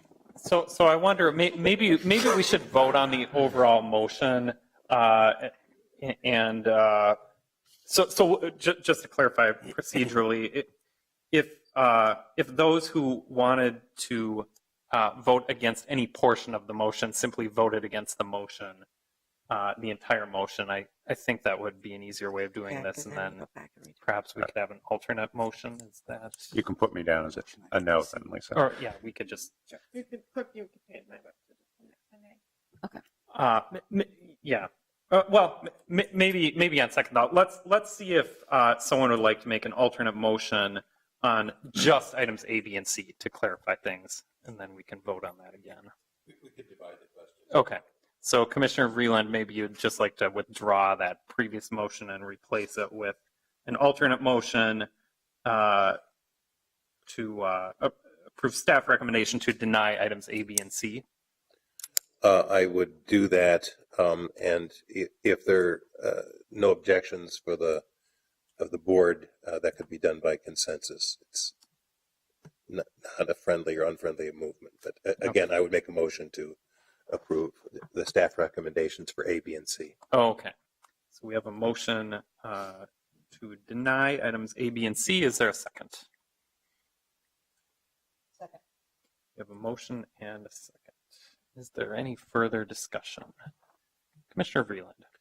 Yeah, one of the great challenges of this job is to deal with rules that we like or don't like, but still have to enforce. Things that we like or don't like personally, or things that we'd advocate. And I would not want to go against staff recommendations unless there were some authority or findings for that other decision. So I think it leaves us in an odd place if we don't have some reason for changing what would be a staff interpretation of our authority. All right. Thank you. Is there any further discussion on that? Commissioner Bender. Thank you, Mr. Chair. I just want to note that if the motion does fail, then it seems we need to add some conditions, particularly related to the public safety portion. So I wasn't counting very closely last time, so thanks. All right. And Commissioner Rockwell. Yeah, I'd say, based on the findings, which I believe Commissioner Vreeland is asking us to dig into appropriately, is that, I think the conditional use permit, given all the various possibilities for this space, I think is not injurious to the use and enjoyment of other property. And my inclination would be to approve with conditions limiting the hours, limiting the image rotation, and limiting the colors, which is a lot of limitations on a switch glass sign. But I think that would meet the various worries of staff articulated in the memo. Okay, thank you. Is there any further discussion? Hearing none, we have a motion and a second to deny items A, B, and C. Clerk, please call the roll. Bender? No. Gagnon? So we're denying A, B, and C. A, B, and C according to the staff recommendation. Okay, no. Kronzer? No. Magrino? No. Rockwell? No. Slack? Aye. Sweezy? Aye. Freeland? Aye. So that's 5 noes and 3 yeses. All right, that motion fails. Commissioner Rockwell, would you like to make an alternate motion? And obviously, if we are going against staff recommendation, we should be articulate about our findings. Yep. So I will move to approve the application for a conditional use permit with the following conditions. And if I get a second, I will articulate findings. That the dynamic sign shall be activated for no more than 5 hours per day. That the image on the dynamic sign shall not rotate more than once per day. And that the dynamic sign does not display red, green, or amber colors. All right, we have a motion to approve items A, B, and C with 3 conditions. One is that the dynamic sign is not used for more than 5 hours per day, that the image not rotate more than once a day, and that the image does not use red, green, or amber. Is there a second? All right, we have a motion and a second. Commissioner Kronzer, I understand you have a question. I have a question for staff. I just want to clarify what the size of the sign we are voting on. The image on our screen shows a full width switch glass with image. The image in our packets shows an image at 6 feet wide, which appears to be centered on the window. That's 4 feet above grade on the bottom. Can you clarify for us what the...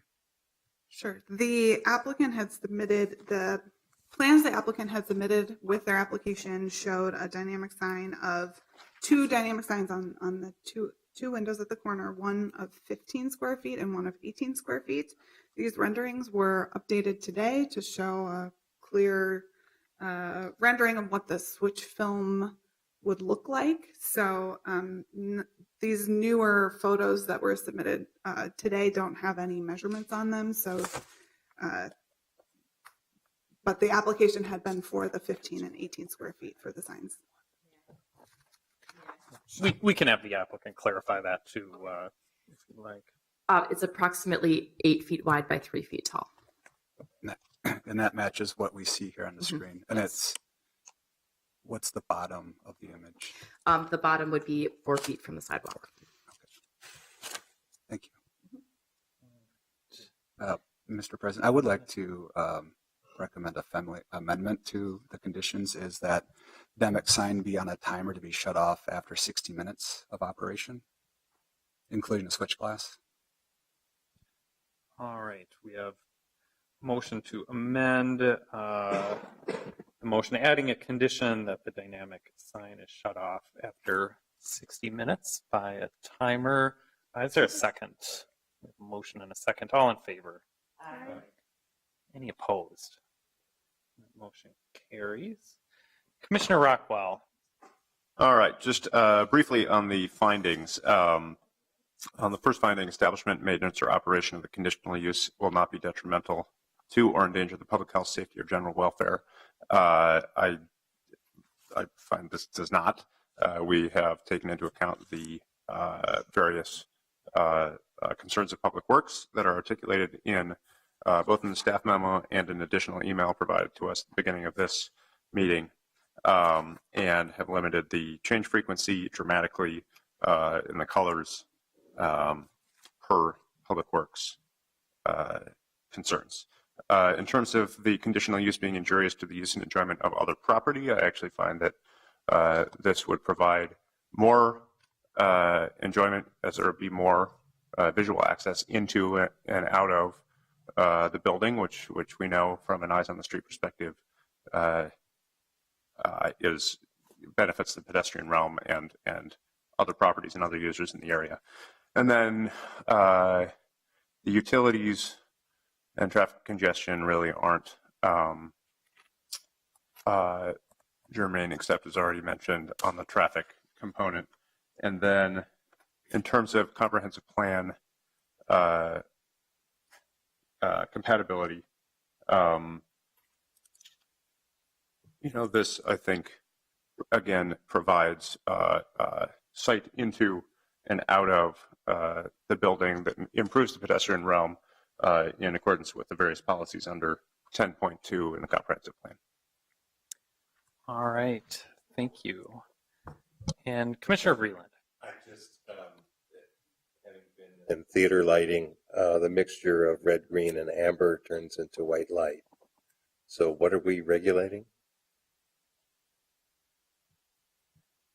The wavelengths? I mean, I don't know how you prohibit those particular colors scientifically and to try to get at what the motion says. Perhaps the motion could be amended to say, this is taking much longer than we thought, red, green, and amber, or such colors as approved through coordination with the Public Works Department.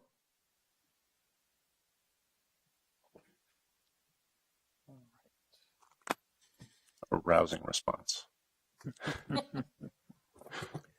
And Commissioner Vreeland. It just may be the appearance of, I mean, I just want to be careful when we're passing things that they actually make sense. So again, if we had the appearance of the light in coordination with Public Works concerns, something like that.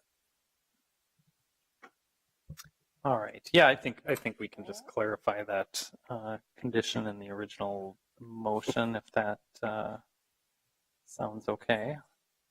All right. Okay, so we have a motion to approve item A, the conditional use permit, to start, and a second. Is there any further discussion on that? Hearing none, clerk, please call the roll.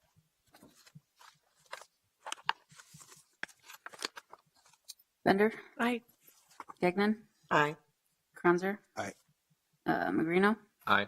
Rockwell? Aye. Slack? No. Sweezy? No. Freeland? No. So that's 5 yeses, 3 nos. Right, and that motion carries. Commissioner Rockwell, would you like to continue on items B and C?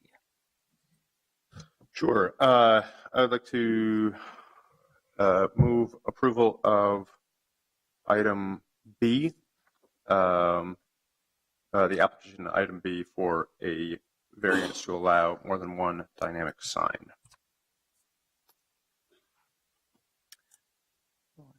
We have a motion to approve, or I should say, yes, to approve item B, the variance to allow more than one dynamic sign. Is there a second? Second. We have a motion and a second. And is there any further discussion? Commissioner Rockwell.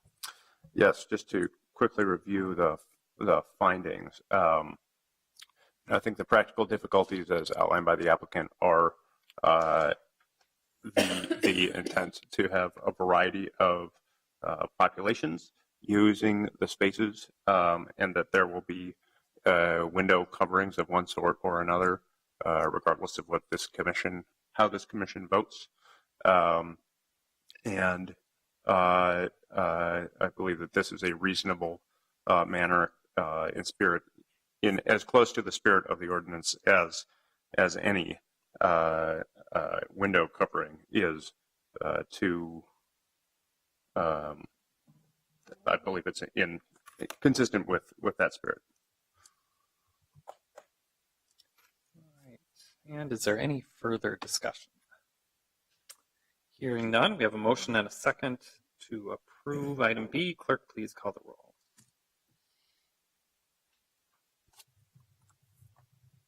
Bender. Aye. Gagnon. Aye. Kranzer. Aye. Magrino. Aye. Rockwell. Aye. Slack. No. Sweezy. Aye. Freeland. No. 6 yeses, 2 nos. That motion carries. Moving on to item C. Commissioner Rockwell.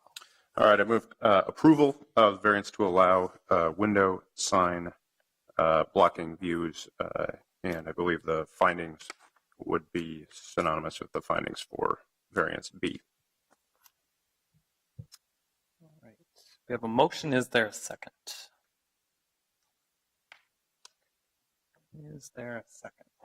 We have a motion and a second. Is there any further discussion? Hearing none, clerk, please call the roll. Bender. Aye. Gagnon. Aye. Kranzer. Aye. Magrino. Aye. Rockwell. Aye. Slack. No. Sweezy. Aye. Freeland. No. 6 to 2. And that motion carries. Finally, item D, the variance to allow wall sign that exceeds the maximum height. Commissioner Rockwell. I will move approval of item D consistent with staff recommendation. Second. We have a motion and a second. Is there any further discussion? Hearing none, clerk, please call the roll.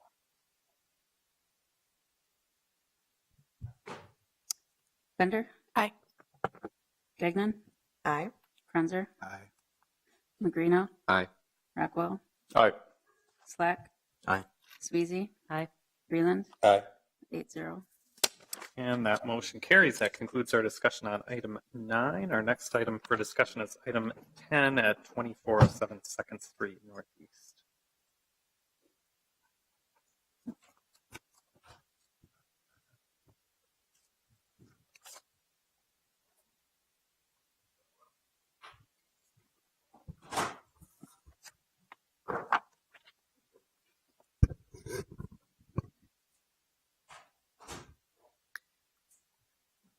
Good evening, Mr. President and members of the Commission.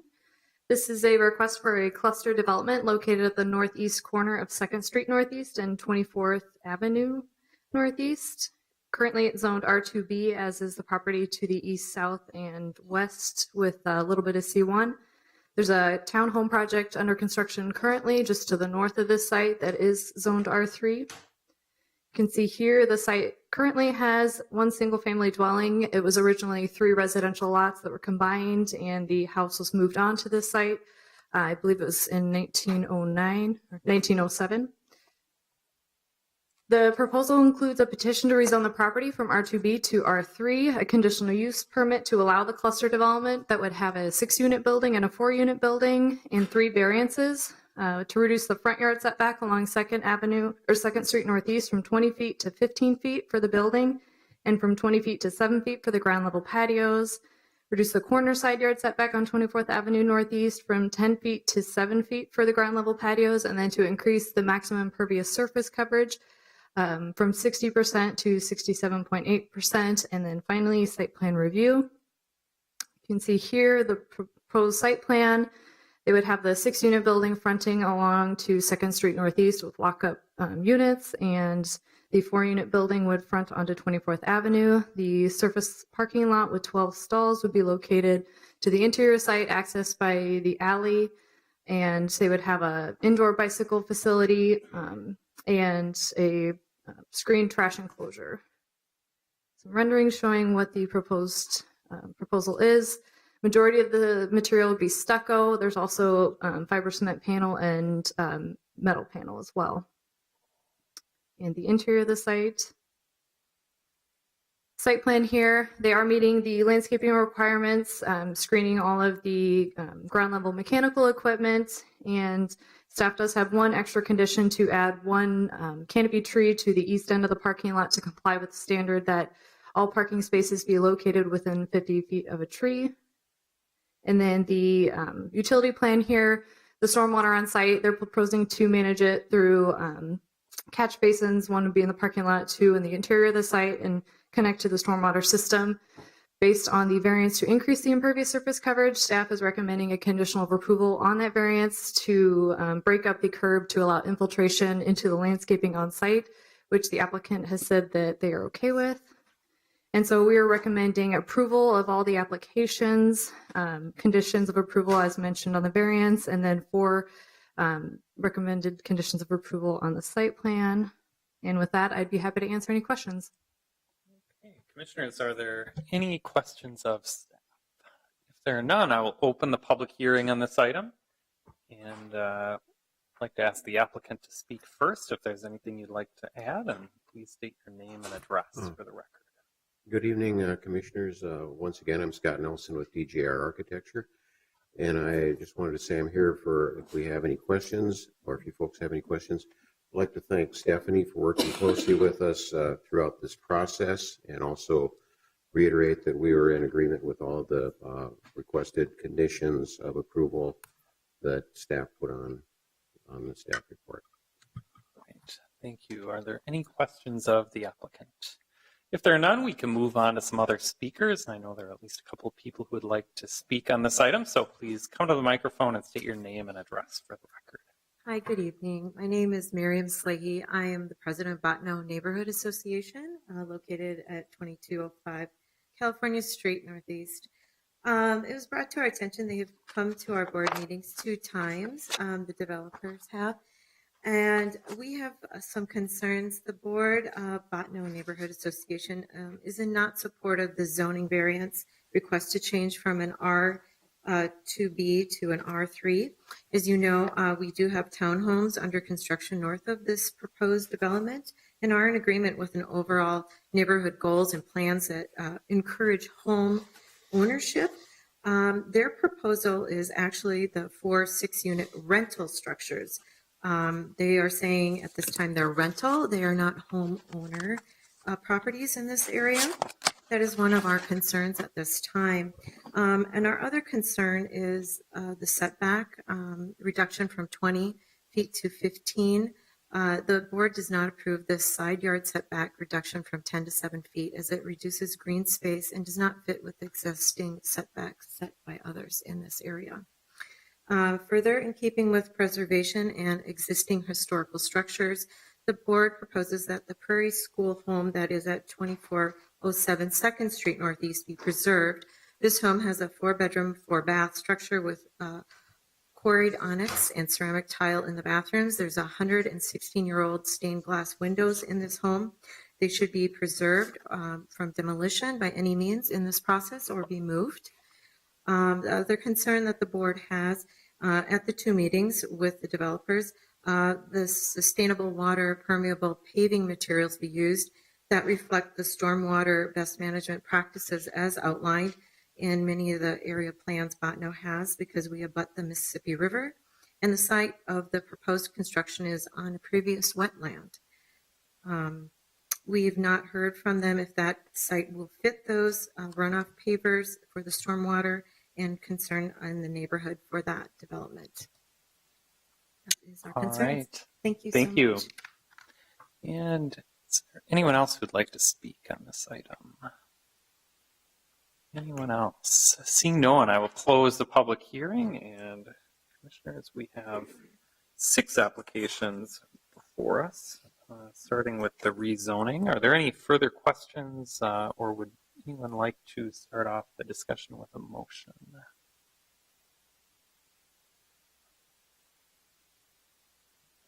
Commissioner Slack. Question for staff. Can you explain again the stormwater management that's going to happen, or the applicant, stormwater management that's going to happen on site? Yes, they're proposing 3 catch basins here. There's 1 in the parking lot and 2 on the interior of the lot. So any stormwater coming off the buildings will be funneled into those catch basins which tie into the stormwater system, but the applicant is amenable to a condition to break up the curbing in the parking lot and regrade so that some of the stormwater does infiltrate in the adjacent landscaping instead of sending it all to the stormwater system.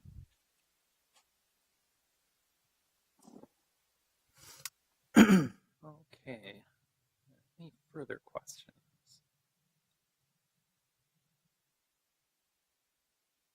Commissioner Rockwell.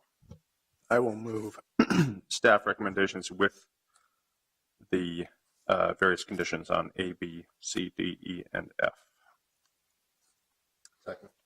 We have a motion and a second to approve staff recommendation on items A through F with all stated conditions. Commissioner Rockwell. Just very briefly, I think this project is great. And I think that these kind of dense but neighborhood projects are exactly what Minneapolis should be doing in a lot of cities, in a lot of neighborhoods where we have goals to add density and to build capacity, and there are concerns about character or concerns about shadowing or whatnot, and I think this is a great example of how we can accomplish both, and I wish that we saw a lot more of this, and I was very happy to see it in the packet. All right. Is there any further discussion? Commissioner Slack? No? All right. If there is no further discussion, we have a motion and a second to approve items A through F. Clerk, please call the roll. Gagnon? Aye. Kranzer? Aye. Greeno? Aye. Rockwell? Aye. Slack? Aye. Sweezy? Aye. Freeland? Aye. 7-0. And that motion carries. That concludes our discussion on item 10. Our next item for discussion is item 11, 3801 Hiawatha Avenue. Staff is Mr. Hanauer. I know Commissioner Rockwell had some questions, so perhaps we could just have a brief presentation.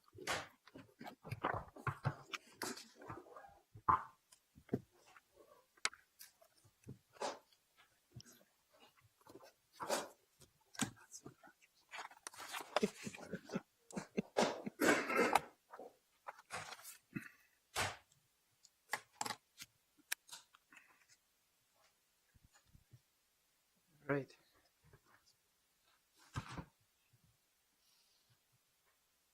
Good afternoon, Commissioners. For the Longfellow Station project, there's the applications, the conditional use permit for the plan unit development, the 3 variances, and site plan review to allow for the 2-story, 10,000 square foot building and a surface parking lot in the back at the southeast corner of 38th and Hiawatha.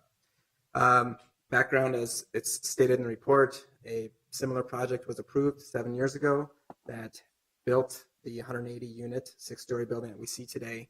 But they did propose a 1-story building at that same corner with the surface parking lot in the back that was approved.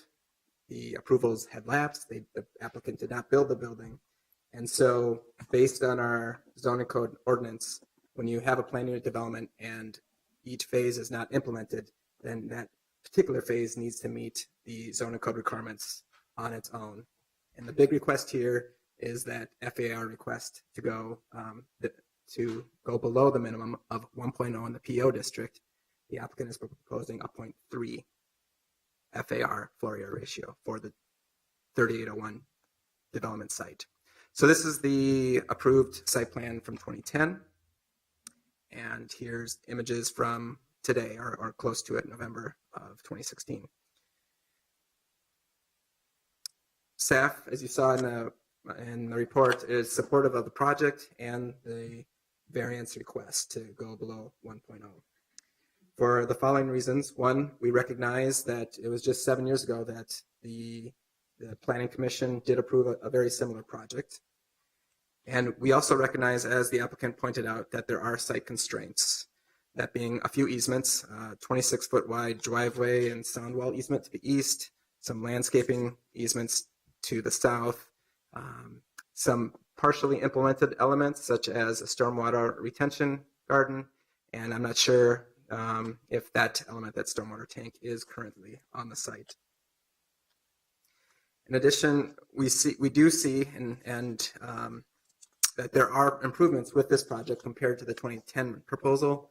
The applicant did raise the building to 2 stories. There is a mezzanine level, so you could argue that it's not a true 2-story building, but it could add a quality commercial building at this corner. They're adding pedestrian lighting. They're adding a plaza. That wasn't part of the previous proposal. More landscaping around the periphery of the site and internal, in particular near the plaza and in the stormwater retention area. Also, when analyzing the site as a whole, the entire plan unit development, it has a FAR of 1.45. And so that does, if you looked at the entire site, it would exceed the 1.0 floor area request, or 1.0 minimum FAR. And I know that the commission is very similar. Here's some close-up drawings of the plaza that's in your packet. So the rain garden here, plaza, and outdoor seating area for the commercial building. And I know the Planning Commission is very familiar with the project that was approved recently at the northwest corner of 38th and Hiawatha, the Lander development. There too, there was a 2-story building with a plaza at the corner.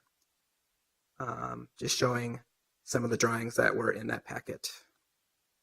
So for these reasons, staff is supportive of the FAR request, the other applications, and the project, and I'm happy to answer questions you may have. All right, commissioners, are there any questions of staff?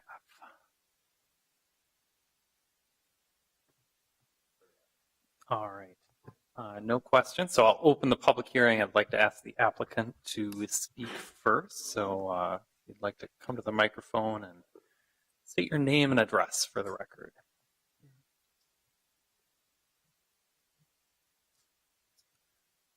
Hi there, Commissioners. Shane Lefebvre with Sherman Associates, representing the developer owner on the project.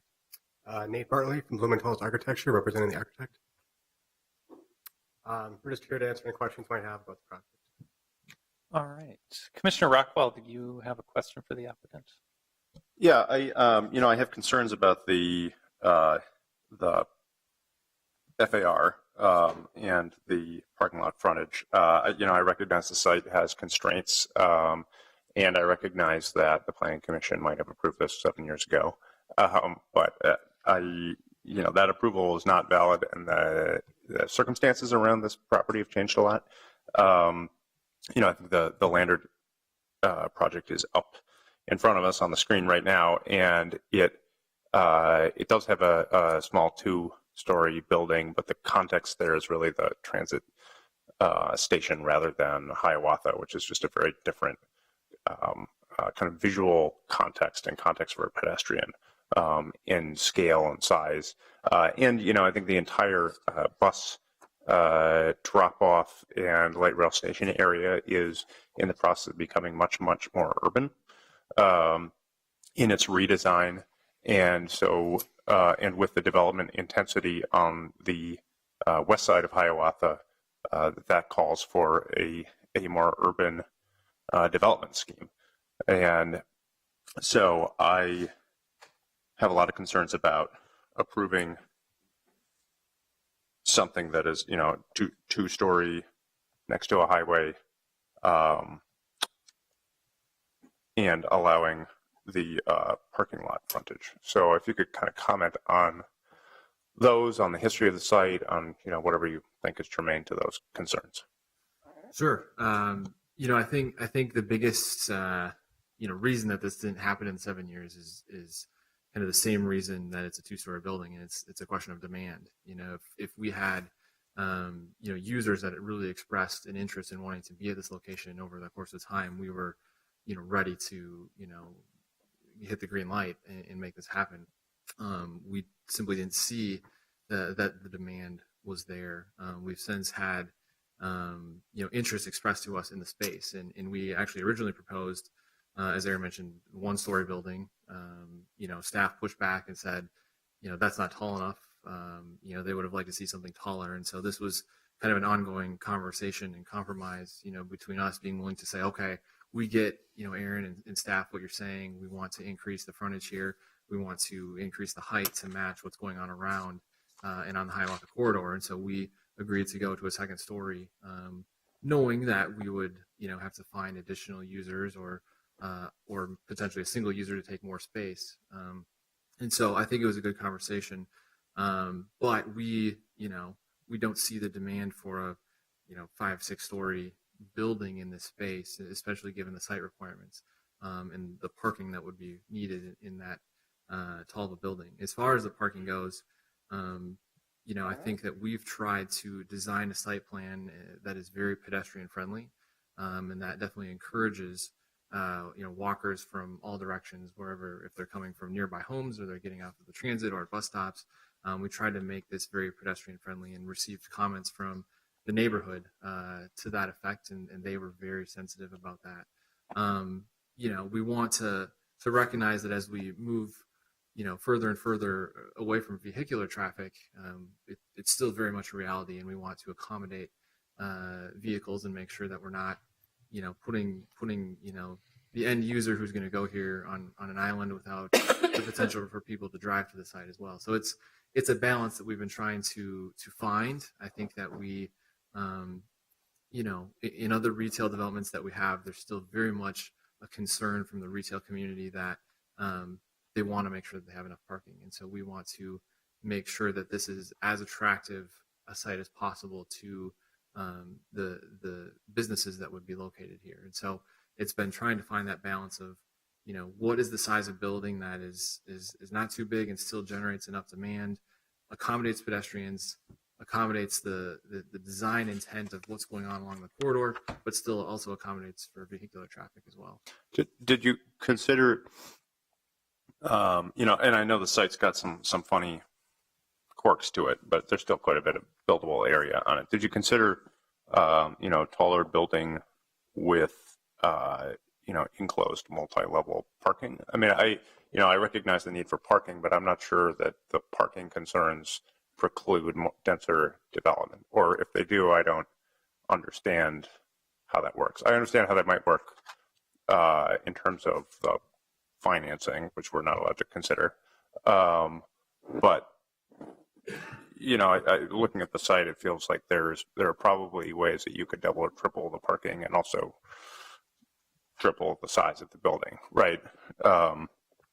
And again, I recognize this has been sort of a funny area in terms of demand, but there's a lot of development again going on the west side of Hiawatha, and so I wonder if you could comment on whether that's shifting the demand in the area. I assume the demand has shifted to some degree because you are here asking to build the building. And we know that there is a 5-story building going up across the street, and some 4-story buildings a block from that, and so on and so forth. We've seen a lot of applications in this area come through. Sure. We see this building as, a retail use, a commercial use. We see the potential users, and demand has been expressed to us from, we can't give out any names, but more local food and service type of providers. Certainly if we were going to do underground parking or multi-level parking, we would need space above that, to certainly justify the cost of that. I know that you guys can't consider financing. Unfortunately, we have to. And so if we were going to justify the cost to build that, we would need to know that the demand is there to, have to generate the revenue and income to build that parking. We don't see the demand there for office space in this area, which is typically what you would see on levels 3 or more. You don't typically see food and retail on standalone building on levels 3 through 6. You see housing, or you see office, you see other uses like that. We haven't seen the demand there for that. We have the housing building, immediately to the south, and so and there's plenty of other housing developments going on. We do see a need for retail, but in a limited fashion. We simply, if we put and made this a 50,000 square foot building, we don't have nearly the commitments that it would take to get this done. Is there a reason why there's not, where you're not considering housing on top? I mean, because there is a demand for housing, as you just said. Right, it could be a mixed-use building. I mean, and I should say also at the outset, I've sort of jumped in. First, I think the architecture of the building as it faces the corner is actually, I really like it, and I think it looks nice, and I think the plaza looks nice, and so this is not to say, what a terrible project. This is just thinking about our role here is really about considering, the policies and the regulations that we have on the books in the city, and why those are there, and how we can move the city forward in a long-term fashion. And I know you know that, and there's sometimes tensions on what the private market can do at a given point and what the policies are, and that's why planning commissions exist. Of course. Yeah, we are primarily a housing developer, and so housing is always something that we think about. Given the size of the site, you would have to go up pretty high to get the number of units that it would take to make this a really efficient, building. We don't typically do a lot of buildings that are 30 units or 35 units, simply because it just doesn't generate with the fixed expenses that you have in terms of payroll and staffing and things like that. It doesn't generate the revenue that you would need to get it built and to build underground parking. And so it's really a function of site size as to why we didn't really strongly consider housing. You would have to go up and probably get into a concrete type of structure that goes pretty tall in order to really try to gain the efficiency. And at that point, it's a consideration of, what are the rent levels that you could really generate here, and does that justify concrete construction? Probably not. So we did consider housing, but it's really the site size and the restrictions that would restrict the number of units that made it inefficient for us to go that route. And so we, henceforth stuck with the plan to do a 2-story commercial. Sorry, one more question, then I'll stop growing in. Have there been discussions with the neighborhood on going higher with so there's a pretty large building which you guys built next door, and then there are quite tall grain silos immediately across the street. So, this site is a 36,000 square foot site with a bunch of constraints. This Thursday, we're seeing a 14,000 foot site with a 40-story application, right? So you can definitely go up on like small sites. And obviously that size would not be appropriate here, but what did you explore that or not, or? We didn't explore that with the neighborhood. That was more of an internal exercise. What we discussed with the neighborhood was the 2-story commercial. They were, generally pretty supportive. They had some comments on the building design and definitely wanted to make sure this was pedestrian friendly, but we didn't get into discussing housing or anything taller really than 2 stories. Got it. Thank you. All right. Are there any further questions of the applicant? Commissioner Cronster. So the water tank you describe on your site, is that for the neighboring residential building, or what's the history behind that water tank? Yes, I believe it is part of the existing Longfellow station to the south, and there's stormwater. Okay, so is this building part of that zoning lot, or is it a separate parcel? I believe it's a separate parcel. I think that the water would go to service both buildings. Is that the storage tank am I misstating that? I don't know. Okay. Not sure off the top of my head. Or do you think the tank is for the property to the south? I'm sorry, what's the question? No, the water tank is it's in service for the building that exists south of here. It's not for the proposed building. Correct. We would be making some modifications to the water, the storm water and the runoff, and to accommodate the new building. But it would be basically in the same, general location as the other tank is. So when you looked at the housing you were just speaking of, did you look at removing that water tank and putting it somewhere else to get a larger housing building? What are I don't know if you know the easement requirements for that, but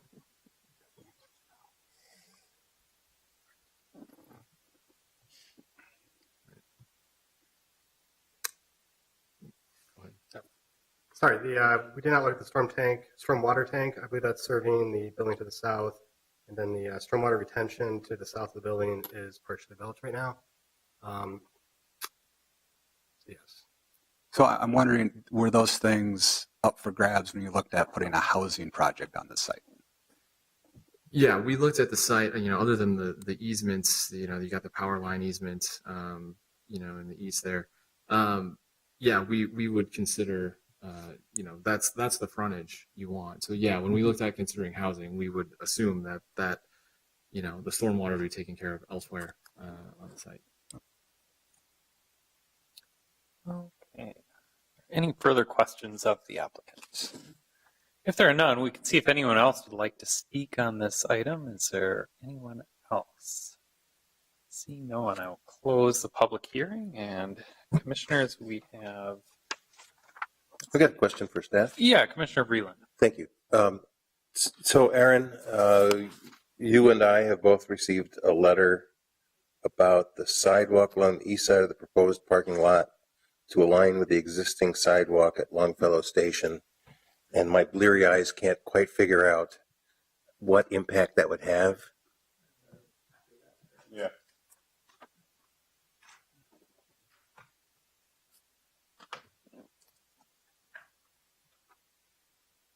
All right. The lines are so tiny, I can't quite.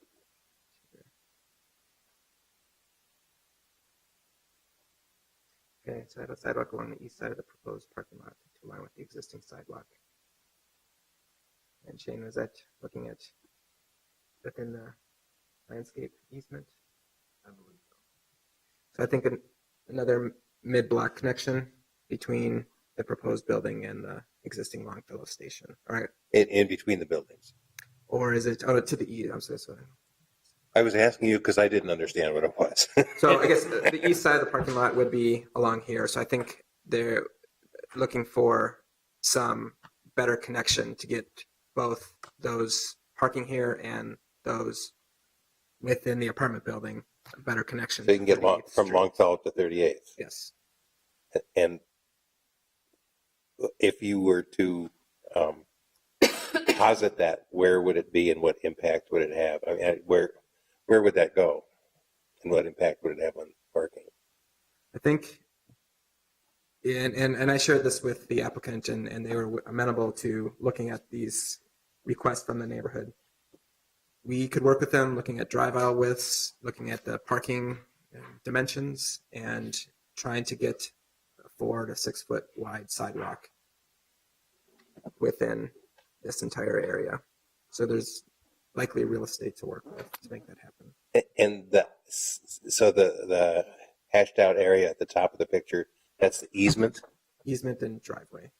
And is it possible to put the sidewalk, can you put the sidewalk in the easement?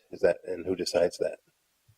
I would think with working with the developer that there could be some creative solutions to possibly amend the easement and to get that on the books, but then also incorporate a new sidewalk.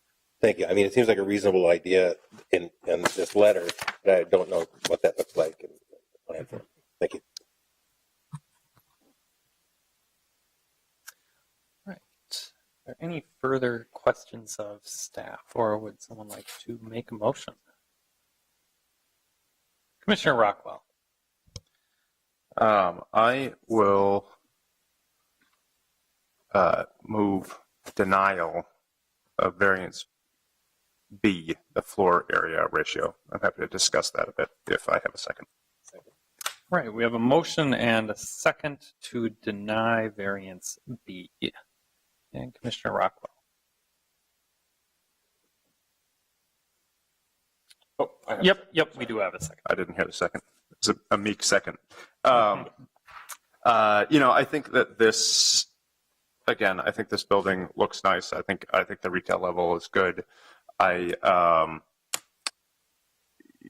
This is a key corner along one of the major corridors in our city, and it's a real gateway corridor. And we talk a lot about holding the corners in this commission, and this seems like a tiny building next to a very large set of buildings on a very wide road. And just from discussing, it sounds like we could do more exploration, that there could be more exploration of greater intensity on this site. There's a lot of space to work with, and I think there's a lot of height to work with probably. The economics of this area are changing very fast, and I think that this is not does not meet the criteria of variance. I don't think that I think that it's perfectly possible to build up more than we have here. So.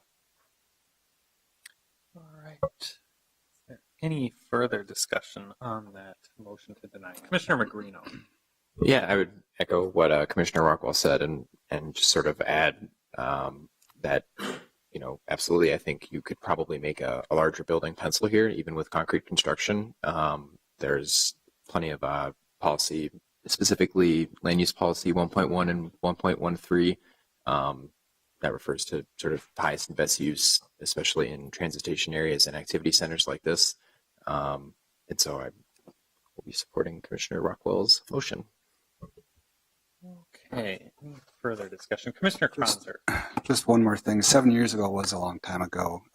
We've since passed parking regulation that requires less parking in transit areas, and this is one of 27 metro stops in the Twin Cities. These are things that don't come by easily, and it's directly across the street from it. I just think with this much of an FAR reduction, it's really hard for me to support that much of a reduction. Right. Any further discussion? And if there is none, we have a motion and a second to deny variance B. Clerk, please call the roll. Gignan? Yes. Kranzer? Aye. Magrino? Aye. Rockwell? Aye. Slack? Aye. Sweezy? Aye. Breland? Aye. 7-0. All right. So we have 5 more applications before us. I would assume that since the variance related to FAR was denied, that we most likely want that will most likely affect a vote on the site plan review, but we can certainly start off at the top.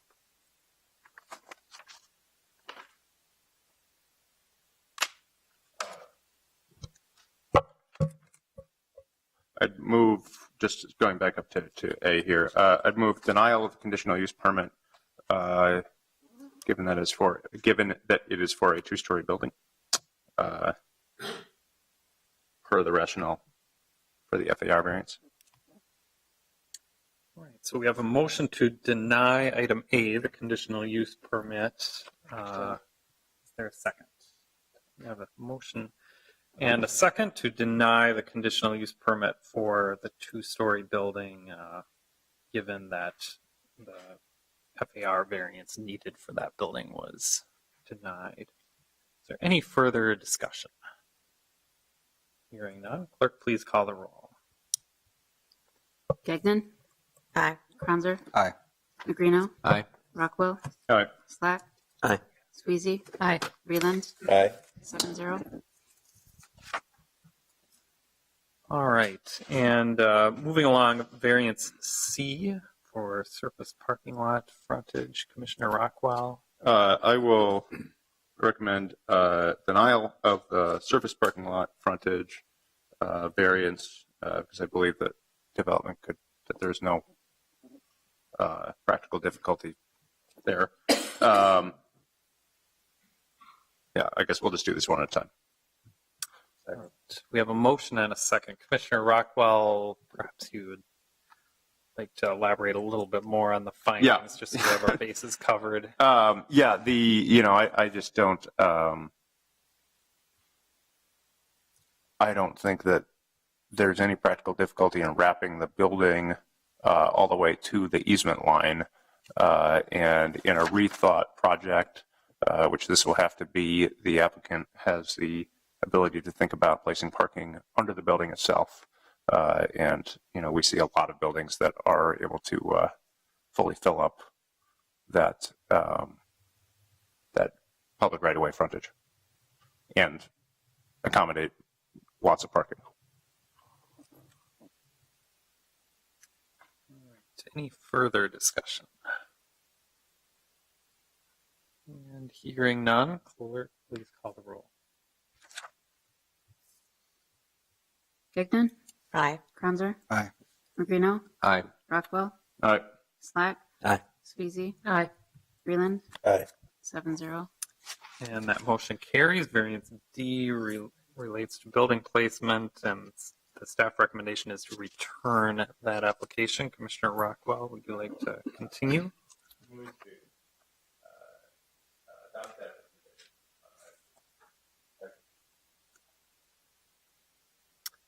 All right, we have a motion and a second to return item B. We can do that, D, excuse me, we can do that on a voice vote. So all in favor signify by saying aye.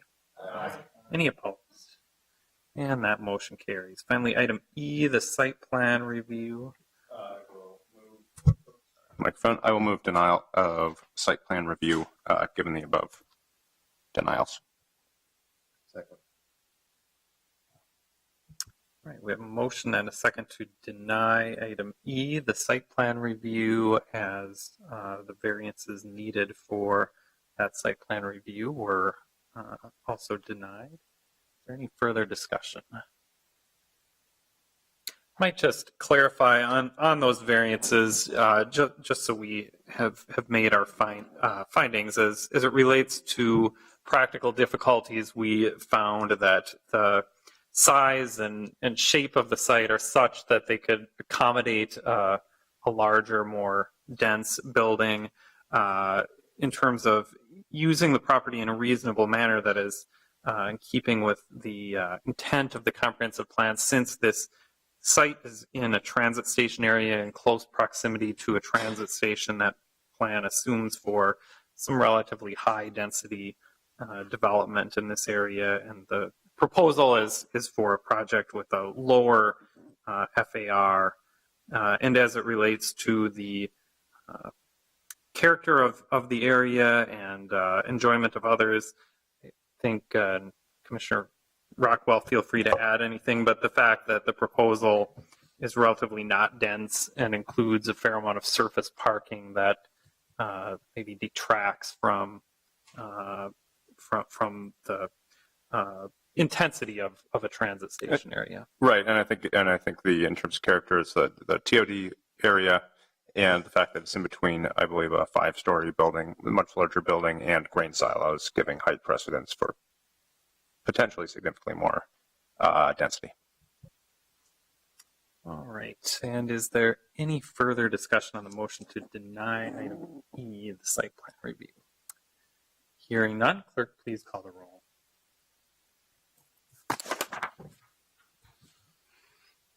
Gignan? Aye. Kranzer? Aye. Magrino? Aye. Rockwell? Aye. Slack? Aye. Sweezy? Aye. Freeland? Aye. 7-0. And that motion carries. That concludes our discussion on item 11. Our next item for discussion is item 13, 625 4th Avenue South. Staff is Mr. Hanauer, and we saw this at Committee of the Whole not too long ago. I understand there are some outstanding issues related to one of the conditions, so perhaps you could highlight those.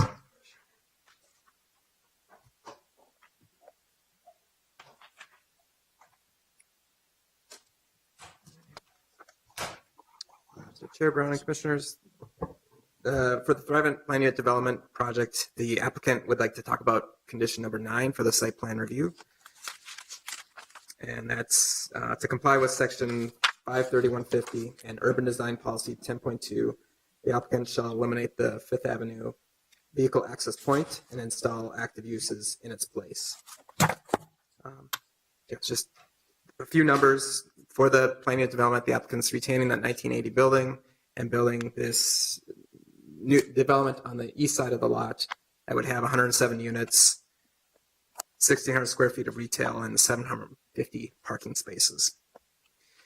We found that that access point on 5th Avenue was an important condition of approval for those two, for the policy and the zoning code sections I just mentioned. 530, 150, we're looking to reduce the number of access points or curb cuts.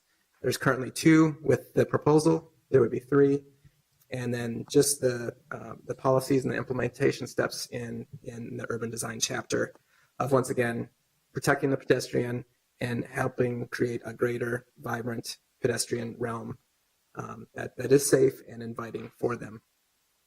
So we recognize that there would be inconveniences for vehicle.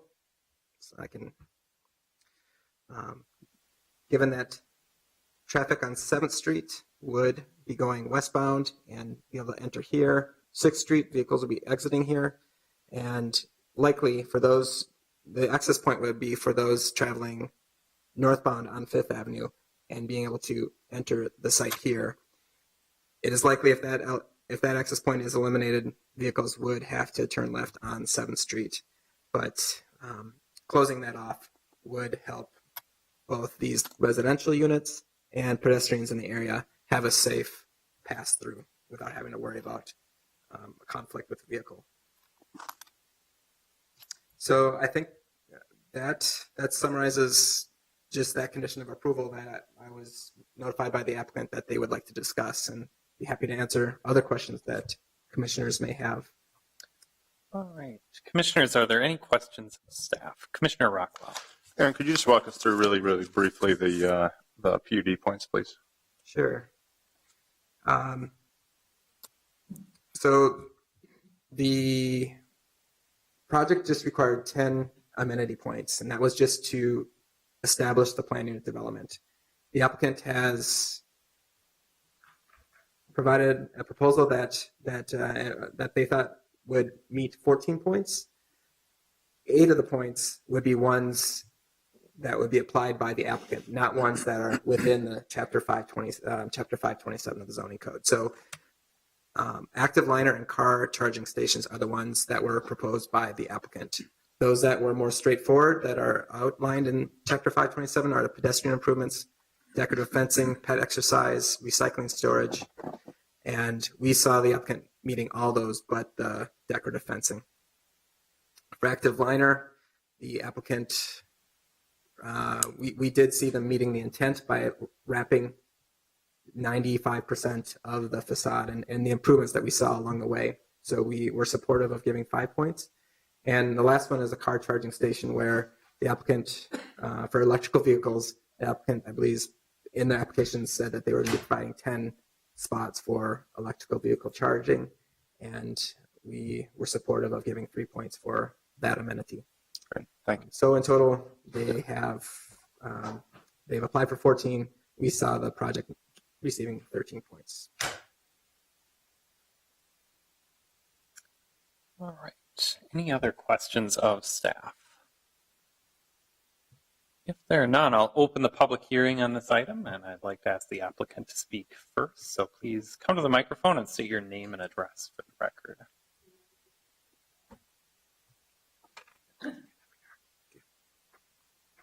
Hi, my name is Kirsten Spreck, and I'm with Thrivent Financial, and our corporate headquarters is located at 625 4th Avenue South.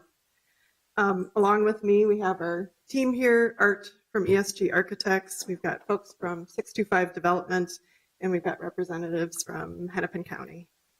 We're happy to see this mixed-use program moving forward and progressing. We've made substantial improvements to the plan, thanks to inputs from city planning staff, Hennepin County, and Thrivent. This, as a reminder, this is one of a number of surface parking lots that Thrivent owns, and this is the first approval that allows us to move forward with the development of those remaining parking lots. One, we hope to be the site of our new corporate headquarter building, which we're already making progress on. So the item that we want to discuss is item 9, the entrance off of 5th Avenue. We have given a lot of thought to pedestrian, vehicle, and transit conflict. We've met with the public works staff.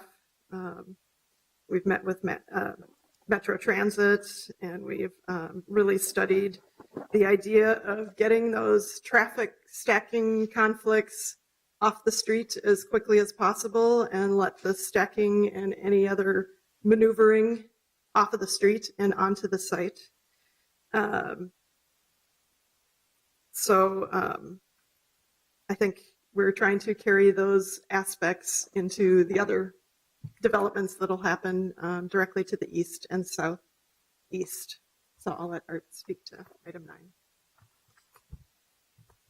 Thank you, Commission. Again, it's been great working with Aaron and Jason and staff, as long as the neighborhoods. Since the cow submittal and earlier submittals, the project has been revised to address this issue to some degree. The entrance ingress only for vehicles off of 5th used to be much closer to the north, to the lobby entrance to the building. It's been since moved nearly 200 feet to the south so that it is intercepting cars as quickly as possible on the block, and narrowed up to roughly half of what it used to be in terms of width. We understand that the elimination of 5th Avenue as a condition is based on the zoning section 530.150 on vehicular access and circulation. The primary reason of that being to minimize conflicts with pedestrian traffic and vehicles. We've asked our engineers to take a look at this, the traffic engineer to take a look at this, and they've put together a diagram with and without that 5th Avenue entrance. My numbers, red and green, are actually backwards, but as proposed, we are entering the site through 3 locations, the north on 6th, but also the ingress off of 5th Avenue, which is the one in question today, with about 65 vehicles at the peak morning ingress traffic time going there, and about 65 coming off of 7th. If this east access is eliminated, we'd be pushing 130 vehicles, according to our traffic engineers, onto that south side. The difference is that there's a lot more pedestrian traffic heading east-west on both 7th and 6th from the bus stops and just traffic maneuvering pedestrians into town and out of downtown, relatively east-west versus north-south. So what it comes to is that on the numbers, at that morning peak hour, there's only about 18 pedestrians on that 5th Avenue walking versus about 62 coming the other direction. So by splitting the entrance into 2, we're actually bringing a lot of the cars, roughly half of the cars, crossing roughly a third of the number of pedestrians. So on the count of the goal of minimizing pedestrian vehicular conflicts, our engineering says that separating those 2 into 2 separate ingresses accomplishes that better. Again, so the elimination of the 5th Avenue entrance would put more vehicles in conflict with pedestrians on 7th. You can see the other issues that we anticipate could be issues have been reviewed with Paul Miller and through the PDR process.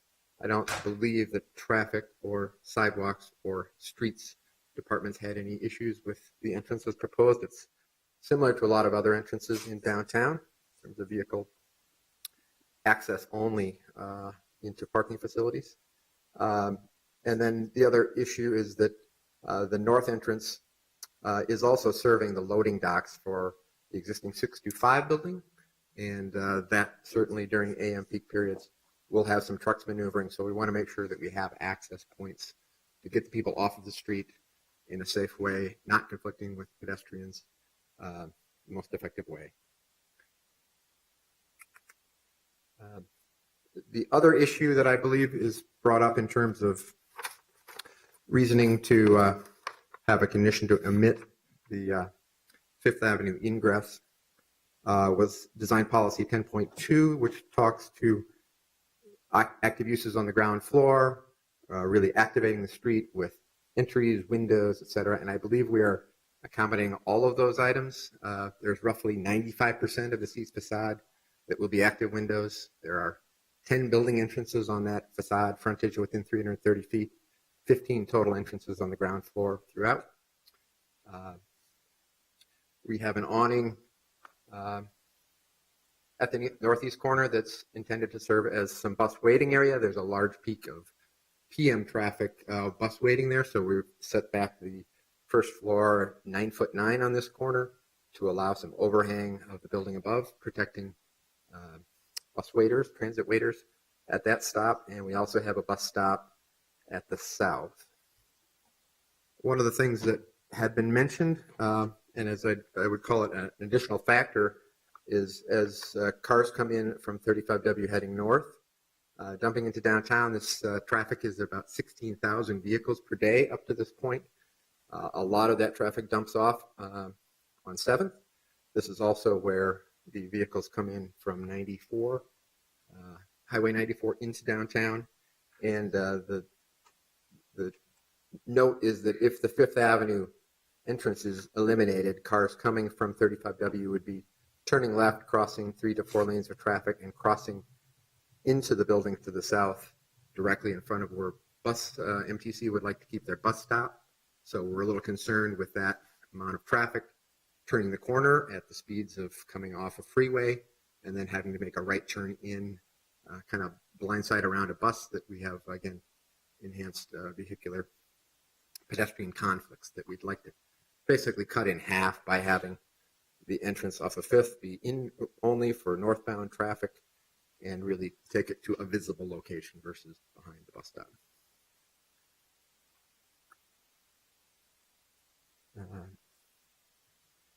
And again, just in general, the other design policy issues, we have widened the public realm on all sets of the building, stepping the first floor back in to provide more visibility and more pedestrian realm, broader sidewalks and access there, with the building above cantilevered for protection. Again, going down the design policy 10.2 items.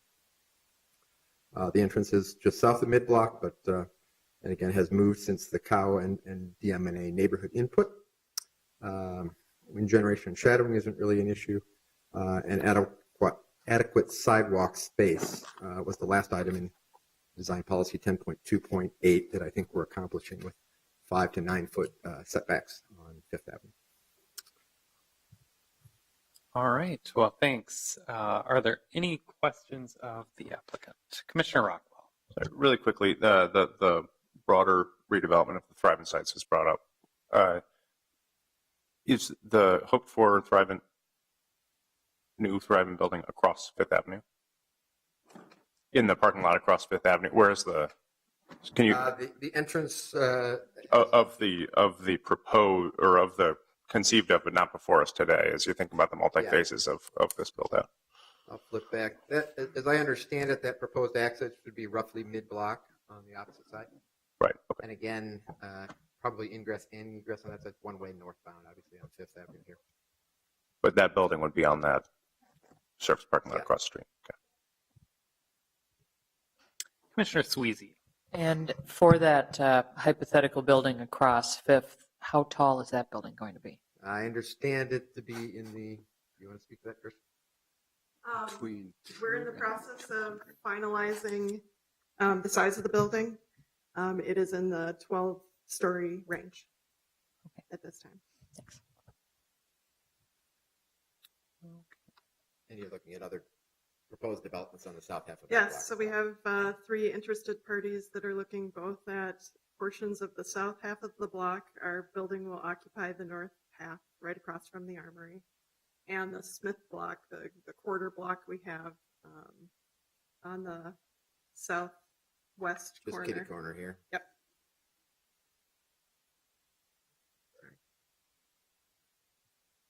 Right.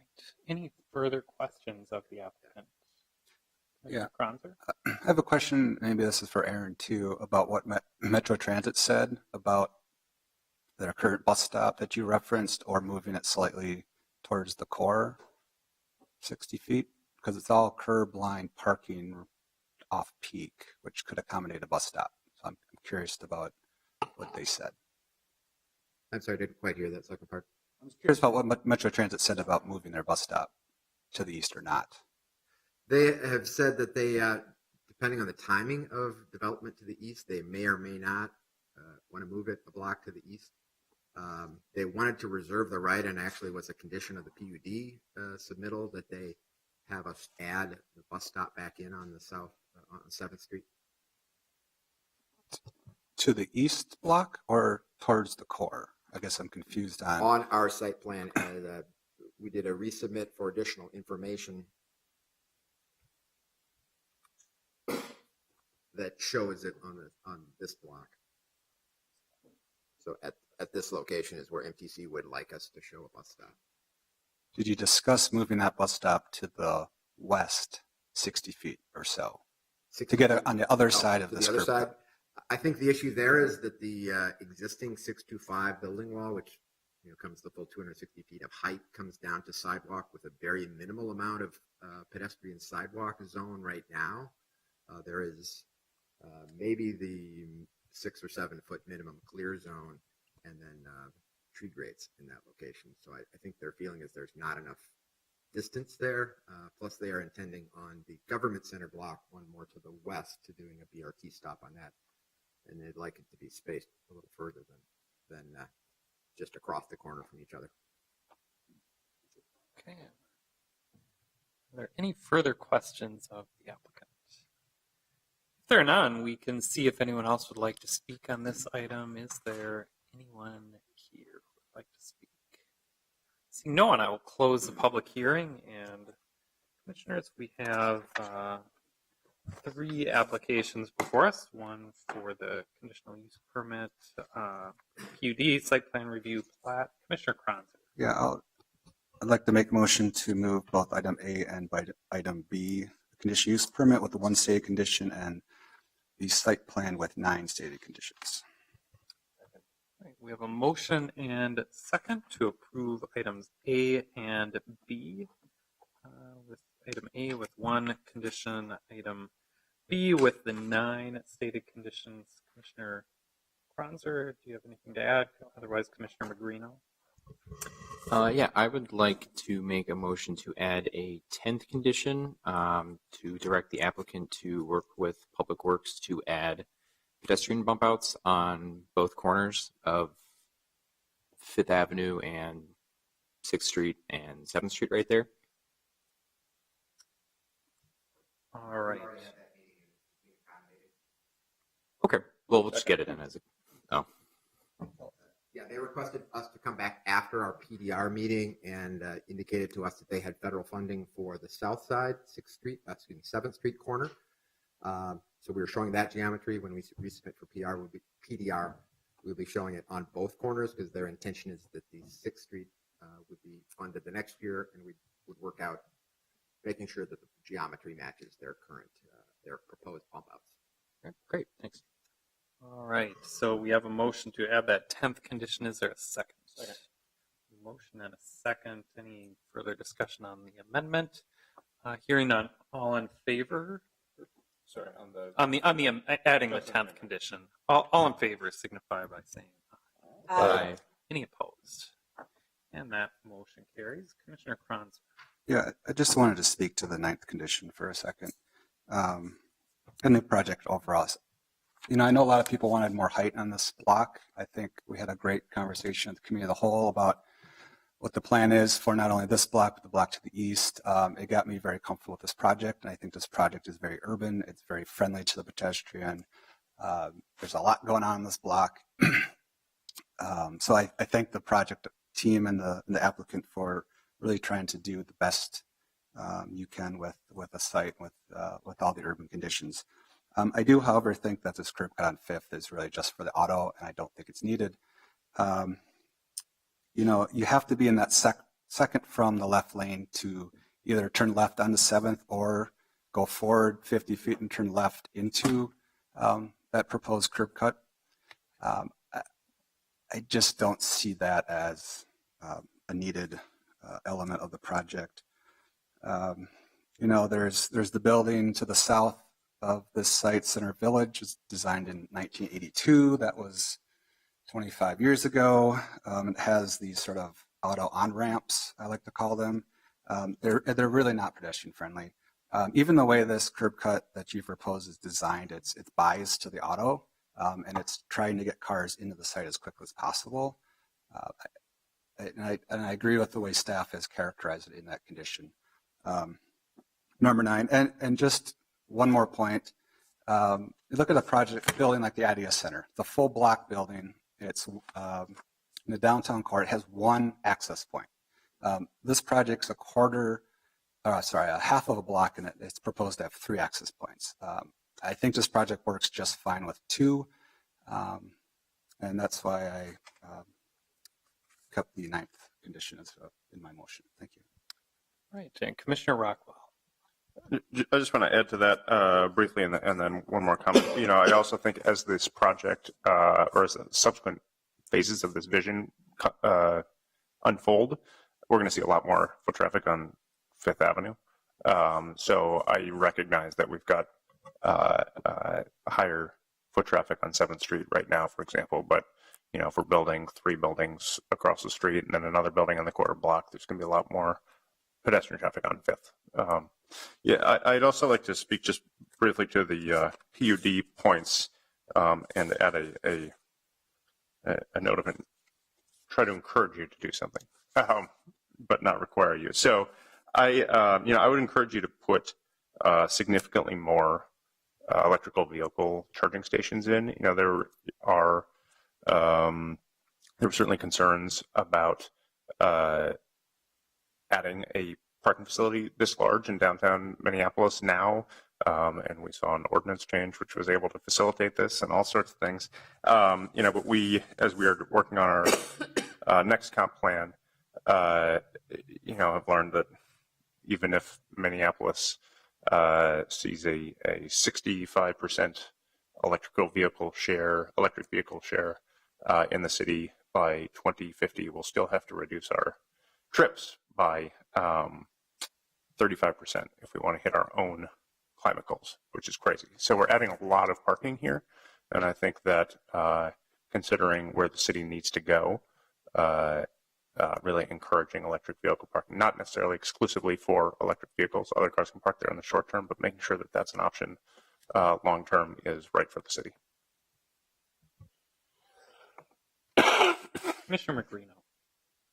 I'll also add, thanks to the applicant, I think this originally, when I first saw it at a neighborhood group meeting, I think had 40-some units. So we're over double that. But I would still like to point out that I am going to vote for it. It obviously meets all of our requirements, but this isn't really a great use of a half block downtown. And we just had a discussion with the previous item about being in a transit station area, and we had that very handy tool of a minimum floor area ratio to deny that. And there are FAR minimums in certain parts of downtown, and they're rather low.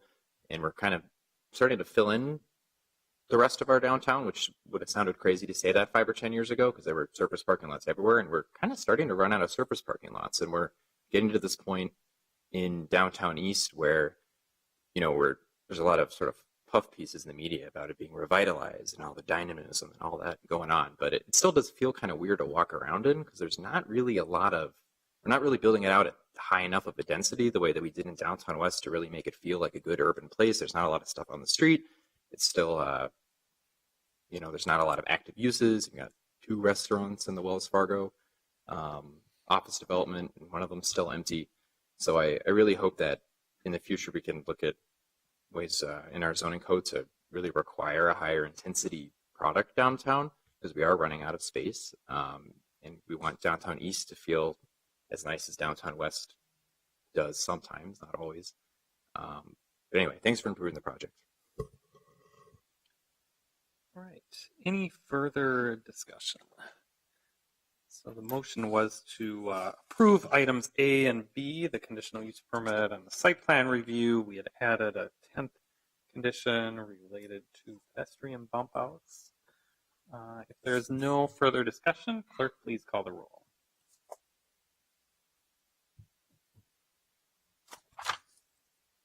Gagnon? Aye.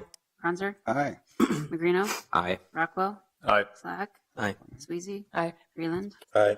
7-0.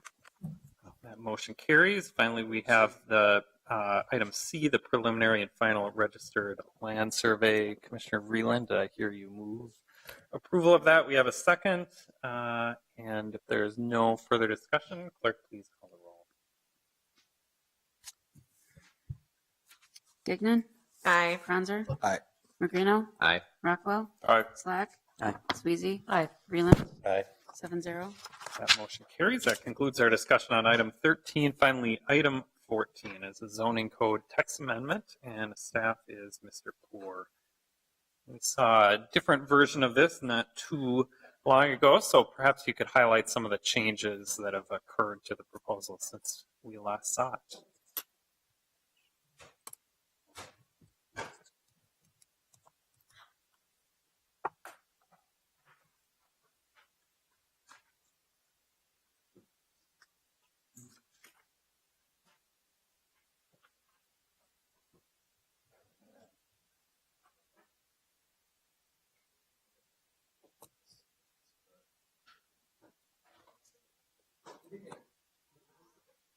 First off, an apology. For some reason, the staff report you've been distributed is not what we sent to the clerk's office.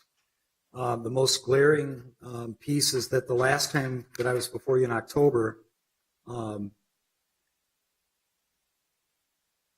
moved to approve the stripping of the public financing, and clearly that's back in the language. So there is a problem about the report that came out of LIMS. There's other deficiencies on it. I'm not sure what happened with that. I know that we worked with the clerk's office and a couple of versions came back and some things were missing and we thought it got straightened out. So we're all kind of struggling with the LIMS systems. But just for the record, none of this was Lisa's fault. But with that, I'd be happy to kind of walk through some things. The map is a key piece of this.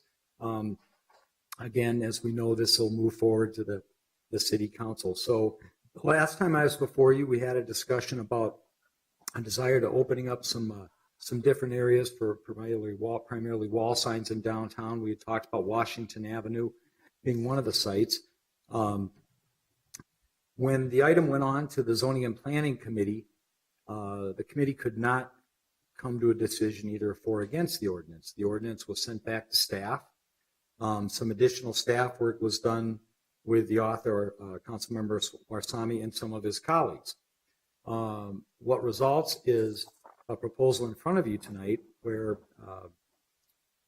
really the two key elements of the changes are that the area that we had talked about previously around the U.S. Bank Stadium has been expanded marginally down to Portland Avenue. But the important new development on this is carrying this downtown entertainment billboard district from here around Target Center there down Hennepin Avenue to Washington, and then creating, which was before Committee of the Whole about talking about taking the south side of Washington and primarily allowing for large wall signs, animated, non-animated signs of different sizes. The key elements to that would be in these areas, you do not need to use sign credits. So under the old sign cap and replace regime, you'd remove 2 signs for every square foot you'd build. There's not a spacing requirement vis-a-vis other signs. So there's not the typical 1,000-foot spacing or the spacing that could be purchased down. And I guess the other notion on it is that, and we have the industry here to speak to this, is that notwithstanding some of the improvements in the public realm of Washington Avenue, it is seen that there are a number of blank walls there. And some folks of some like mind think that these are walls that would lend themselves to advertising signs, clever advertising graphics to enliven it some. Similarly on Hennepin Avenue, which does have quite a few theaters on it and other active uses, that allowing more kind of interesting signage there, mostly mounted on walls because there's not a lot of opportunities to do freestanding signs or even that many roof signs along there, would be a positive thing.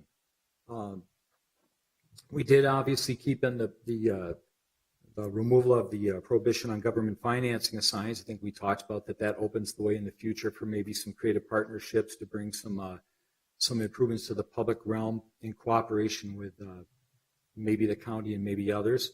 That's still in there. That was looked on positively by the Zoning and Planning Committee.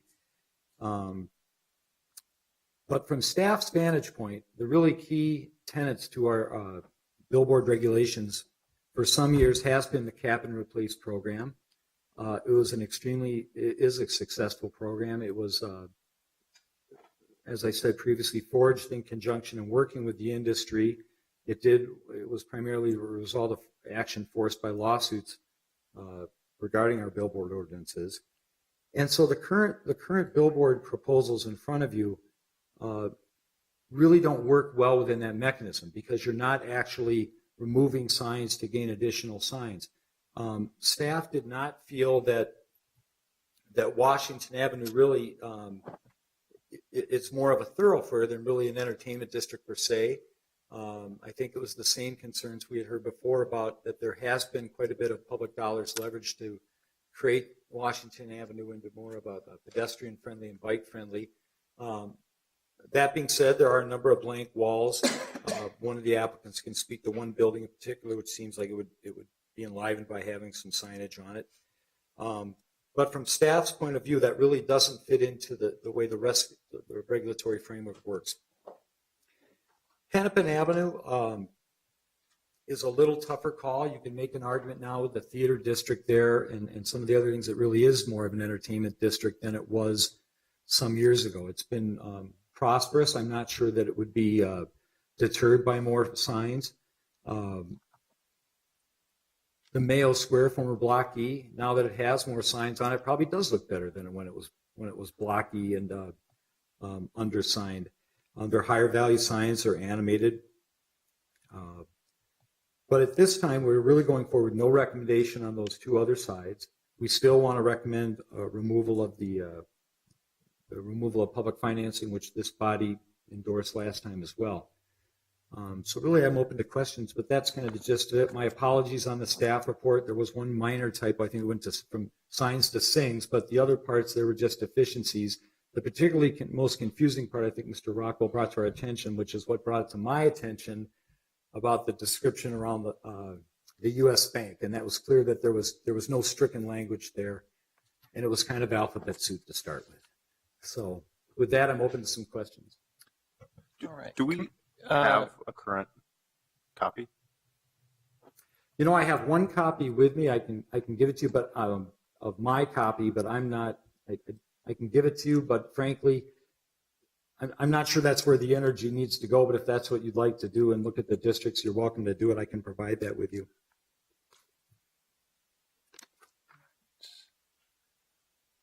Any questions of staff?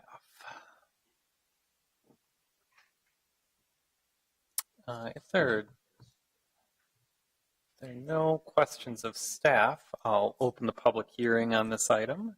And I suspect we have a few people at least who'd like to speak, so you can decide who goes first and state your name and address for the record. I will take a crack at it first. Thank you, Mr. Chair and Commissioners. My name is Steve Boynton, and I'm here this evening on behalf of Blue Ox Media Group, one of the industry folks. We are a new company, locally based. We're here this evening to voice our support for the ordinance amendment language as contained in staff's report. They have, with the exception of the clarification of the description around U.S. Bank Stadium, they've accurately described, I think, what the industry supports, which is this notion of creating three distinct areas: Hennepin Avenue, Washington Avenue, and the area immediately surrounding U.S. Bank Stadium, as areas that one of the council members describes as the fun zone, areas that could benefit from some lights, color, and energy in the form of signage. And most importantly, along Washington Avenue, utilizing the existing infrastructure as opposed to freestanding steel structures, but using the existing infrastructure in the form of walls to help create that so it blends in and comports with the neighborhood. I do want to thank staff for their work. Mr. Poor's been working on this with us and with other industry folks for a number of months now. We do, however, want to offer also some additional language which I think helps clarify what I believe is staff's position relating to the use of credits. And in order, out of respect, I guess, for the commission's time and the lateness of the hour, I've tried to condense what might otherwise be some lengthy comments into a one-page memorandum that I submitted to the clerk. That one-page memorandum also has attached to it the very specific language that we would propose to add to staff's existing language. And with your permission, Mr. Chair, I would like to offer that as part of the public record here this evening. Yeah, if you have, And we did have enough copies for each. okay, yeah, feel free to hand anything to the clerk. It's been provided. Otherwise, through- if that was done earlier, I believe we have a hard copy of what you provided. I think that's what you're referring to. And as So long as that that's is been accepted taken as care of. part of the testimony I might otherwise provide, Yep, that's yep. perfect. Thank you. Basically, outside of that additional, and it's fairly limited language, it is just one paragraph added to 54460C. That really takes care of the issue of how credits are utilized.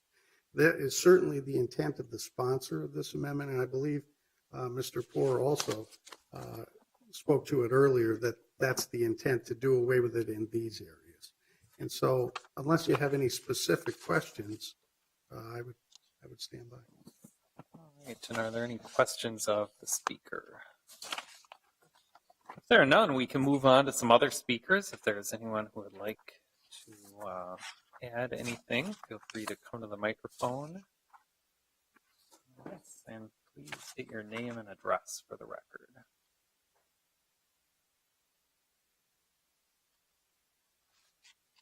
Good evening. My name is Toby Brill. I'm the owner of the property at the corner of First Avenue North and 4th Street. Some of you may be aware of that retail location as having had a surplus store for over 35 years at that corner. I also own the abutting building on 4th Street. Having been an owner of a property since 2007, and with my office at the street level, I see everything that goes on in that neighborhood. It has been a constant issue in that neighborhood for us to mitigate crime and unfavorable press. An excellent solution to offsetting that, and fairly inexpensive, would be to increase the illumination along First Avenue North so that we drop the crime rate and the police can spend their time doing much more productive things. My particular buildings are at the corner, which in effect is a gateway to the downtown area. We're 9 blocks from the US Bank Stadium, Target Field and Target Stadium, and Target Center are 2 blocks away. We feel that it is appropriate to ask your group to consider extending the entertainment district overlay, which is currently up around the Target Center and Mayo Clinic, down to at least my building, whether you do it for the entire First Avenue North or just my building, because of its unique location in the downtown area and it's being, as I mentioned, a gateway with over 35,000 cars traveling in that neighborhood from Monday through Friday during normal business hours.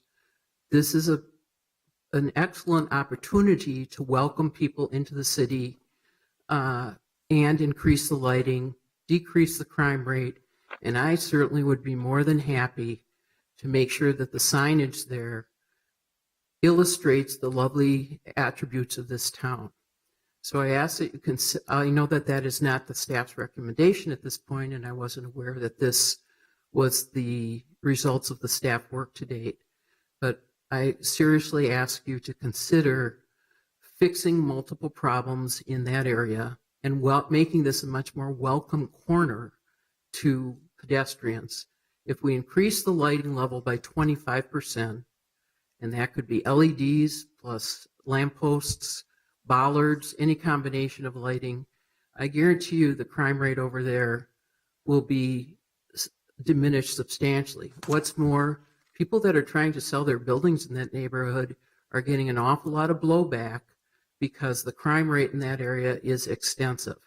Once the Wyman property enhanced its building by putting illumination on it, it was an entirely new neighborhood. Now I ask that not only are the buildings illuminated at the expense of the property owners, But in my situation, because I have a unique corner that's such a gateway, we utilize that space to enliven the area because it is an entertainment district. I see kids in their jammies walking to the stadium with their baseball mitts all summer long. They go to the night games, which are the propensity of games. And this is First Avenue North should and must be a promenade for our venues, whether they're sports, entertainment, the 5 mega concerts we see, or the outdoor events. So I seriously ask you to consider that our daytime and nighttime economy are served by proper illumination. I think my corner is an excellent space to start. I'll be happy to take any questions, but thank you. All right, thank you. And is there anyone else who would like to speak on this item? Anyone else?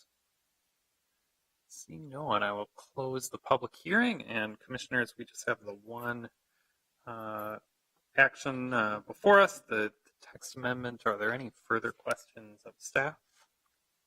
Or would someone like to start things off with a motion? Commissioner Sweezy. I have a question for staff, specifically as it relates to Washington Avenue. I can think of the walls on the parking ramp between 4th and 5th. I'm having a hard time thinking of other obvious spots on Washington. Can you help? I can defer to the industry, although in fact they may want to answer that. I think they had a few sites in particular. Okay. Sure. Thank you, Commissioner Sweezy. Yeah, some of the walls that would be prime candidates for this sort of advertising might include, if you've seen the hand-painted mural that has begun on the Eagle Bolt Bar that promotes Miller Lite and East Side Pride. There is a wall on the Scandia building opposite Bobby and Steve's that is just a blank, vacant, distressed brick wall. And there's another one of those on the Washington Lofts property, or Sawati, I guess you would think of it more commonly as, a very large exposed brick wall with lots of flaws that might be enhanced by that sort of thing. There's some other smaller nooks that could be incorporated as well, but those would be probably the large ones along Washington. Thank you. Any other questions?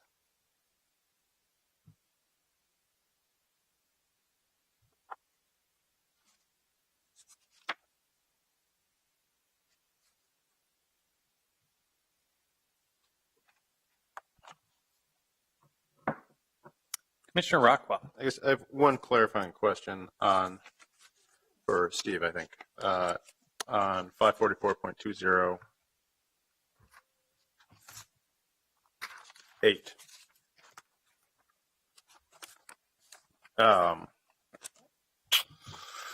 Which is the addition of the language, including frontage along an intersecting road in the case of a corner lot. Does that mean that if one owns a building on a corner lot, the off-premise sign may be essentially twice as big?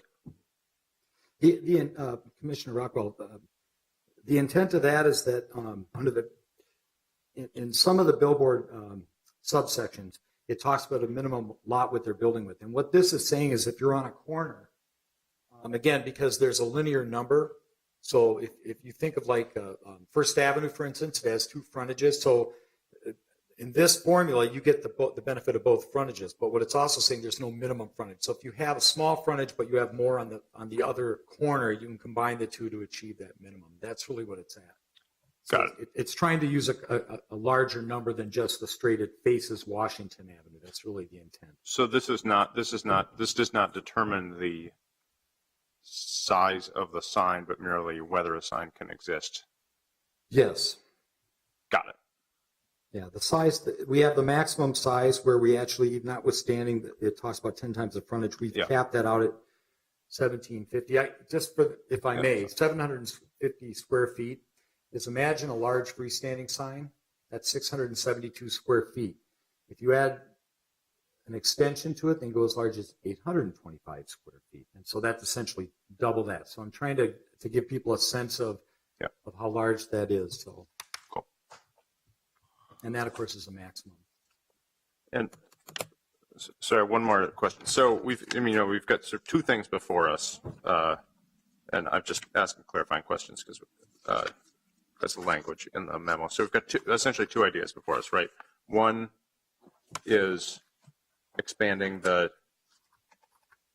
creating, in effect, a district for painted wall signs.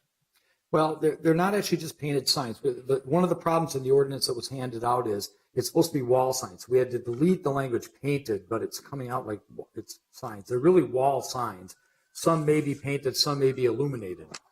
That is, but that's one of the problems. Relevant. And that's an important difference. But that's one of the defects that came out of the clerk is that it left in the painted. Mr. Poor, I might add, I was looking at that section as well. The last sentence does say no off-premise signs shall be painted on the exterior of a building. So it appears that the way this is written, well, it's a little unclear since that word painted is still in there. And that was going to be yeah. I'm sorry. Oh, I was just going to ask, in addition to that, maybe you could help me understand, for off-premise wall signs, am I correct that there aren't really any other limitations on the type or construction of the sign? So that could include things like illuminated signs. It could include like kind of an old billboard that has, paper or plastic. It could involve vinyl graphics. It could be a variety of things. That's correct. Although this suggests it can't be painted, but other types of construction would be allowed.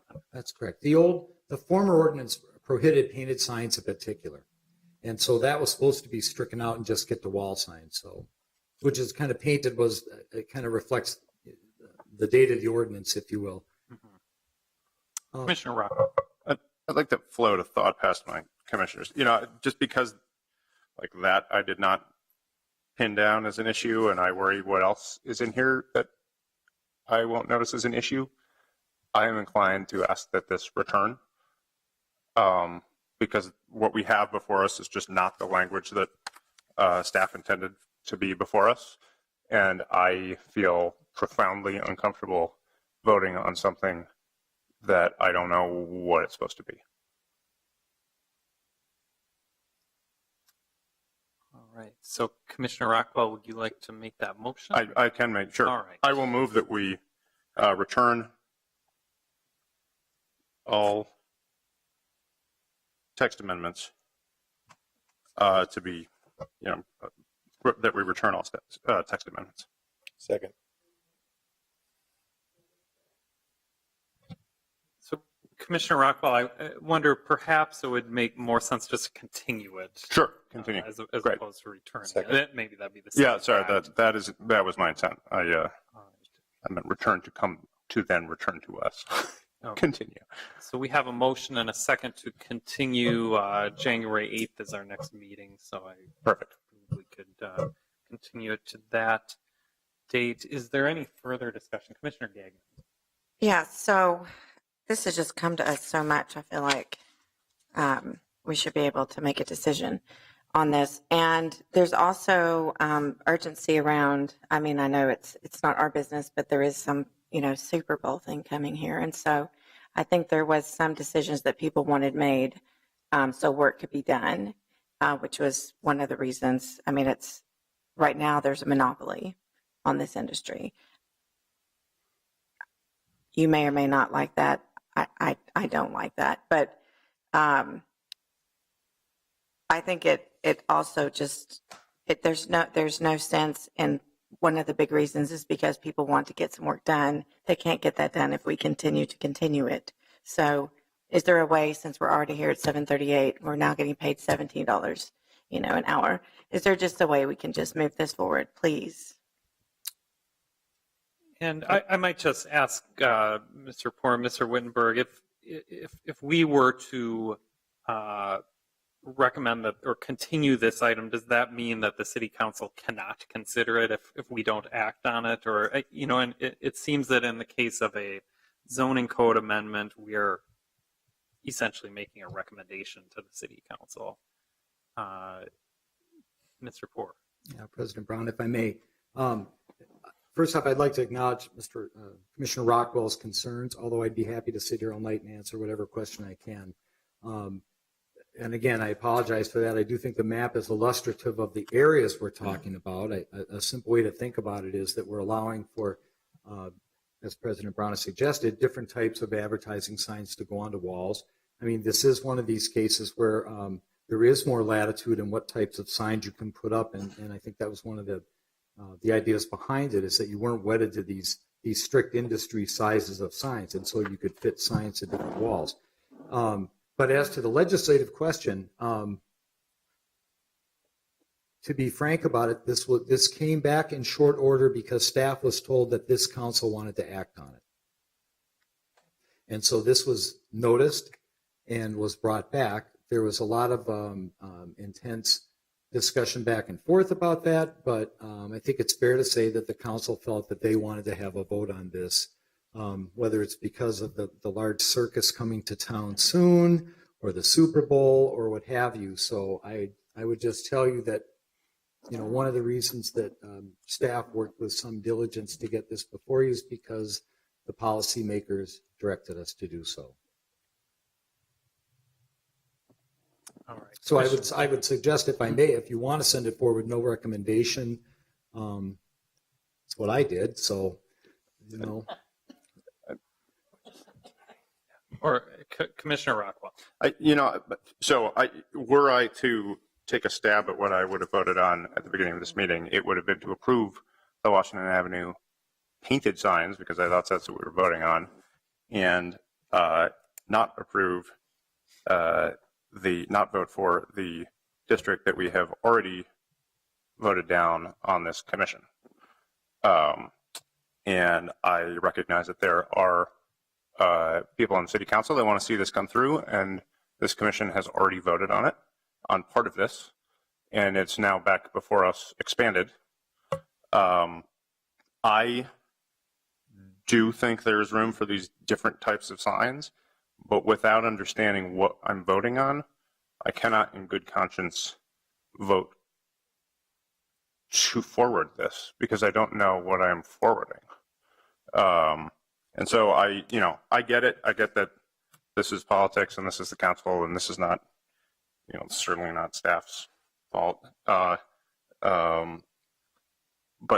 this just seems like treating the planning commission like a rubber stamp for the city council, and we are a charter established institution for a reason. And I would be happy to see the parts of this come back, and everybody can bring all parts of it back. It's fine, but I just think, I really don't know what we're voting on. And so I cannot in good conscience vote for anything other than to continue this. And I realize that that creates all sorts of political problems, and I realize that we have the Super Bowl coming, but I also harken back, which are the same comments I made last time, that we had a billboard come issue that this commission talked long and hard about, which was based on all sorts of easements and leases, which last way, way, way beyond one day. And so to make a decision now for political expediency on things that we do not know, I am uncomfortable doing so. And I move, once again, to continue this zoning code text amendment. All right. Yes, we have a motion and a second to continue. Is there any further discussion? Commissioner Gagnon and Commissioner Freeman. So, not being quite as savvy as some other commissioners, as I'm here for schools mostly, but I thought we were voting to approve the text amendment to enlarge the downtown entertainment billboard district and remove the restrictions of city financing of billboards. There's also the conversation about the amendment, if one of us were to put it forward, notwithstanding anything to the contrary contained in this subparagraph or any other provision, blah, blah, blah, requiring or doing rid of the credits for this certain area. So is that what we're voting on? Is that what's before us specifically? I can ask Mr. Poore to clarify. Those two things. If we were to put the amendment forward, but really those two things, because the recommendation regarding the amendment to permit wall signs, there was no recommendation from staff on that. So President Brown, what I would suggest is this as well. Let me explain it this way. What is before you today is two things. One is that we're going to delete the language on the prohibition on public financing, which this body had weighed in on and thought that was to move forward with the affirmative that was agreed to. The other portions of the ordinance that were before you before about expanding where you can put in billboards downtown with a certain set of rules is back before you. Sorry, can I interrupt? We do not have the language on striking the financing. This is part of the problem. Well, with all due respect, it is right here. It is the entire portion. This is what you looked at before. And I'm happy to provide it with. Well, I know we looked at it before, but it's not, but we voted on that. We've already decided. Have we not? The city attorney informed me that even though you had acted on it before, it needed to come back as a package to you. But it is the identical action that you took previously and voted in the affirmative. It's not in our packet, so we're not looking at anything. Well, I'm not. Okay, I don't want to play parm. No, I'm not. I'm not trying to. I am not trying to derail the project. I'm saying that if there, see, we don't have 544.110 in this packet. I don't have it. It's not online. It's not in our online packet. Does anybody have it in their packet? Is in there, but not crossed out like this is. So really, it's just crossing it out. Then right? Well, got it. Okay. You see what I'm saying? Rebecca is correct. You're correct. Chairman Brown, may I suggest? If Commissioner Rockwell has a concern, which he has properly identified the packet is defective on the public financing piece, simply don't act on that, and you could act on the other portions of the ordinance, which, again, we've talked about the fact that the description of the area around U.S. Bank Stadium is flawed and that it wasn't stricken, but clearly we know where we're talking about. So if you're really concerned about the public financing piece, you can simply pull that off. I'm not sure that we know it. I think this commission has given an indication about where they're going with that piece that can certainly be brought back. That being said, I want to come back to the original question. So the original question is what's before the commission is, do we strike the language around public financing? And does the commission want to have an opinion, recommendation on allowing wall signs, illuminated or otherwise, going on Washington Avenue, strictly on the south side, and expanding the Hennepin Avenue Entertainment District down to Washington Avenue, which again on both, Hennepin Avenue on both sides, which would allow for additional signs at that stretch of Hennepin Avenue. I think that's the simplest way to think about what's before you. And then with one exception is that we are also expanding around U.S. Bank Stadium, going west 2 blocks and across to 6. So those, and that is really very similar to what was before the commission the first time as well. It's just gone back to Portland. It's pushed back a little further from. And that's explained on page 1. Yes. Okay. And then if one of us wanted to put the amendment through, that would be the third thing. Or it can be forwarded without recommendation. Okay. Thank you. And Commissioner McGreen. That a quick question. I believe there was recently a change in state law with posting ordinances for public hearings. So if we were to continue this to the January 8th meeting, in theory, so it goes to the next ZMP cycle, I mean, when would it actually get approved and posted in Finance and Commerce and all that kind of stuff? So in consultation with the city clerk and the city attorney prior to this hearing, if what's before you is forwarded in any fashion, the language will be downloaded tomorrow. It is expected that whatever is downloaded tomorrow will not be what is finally approved, but will move on. But the placeholder has to be put in place.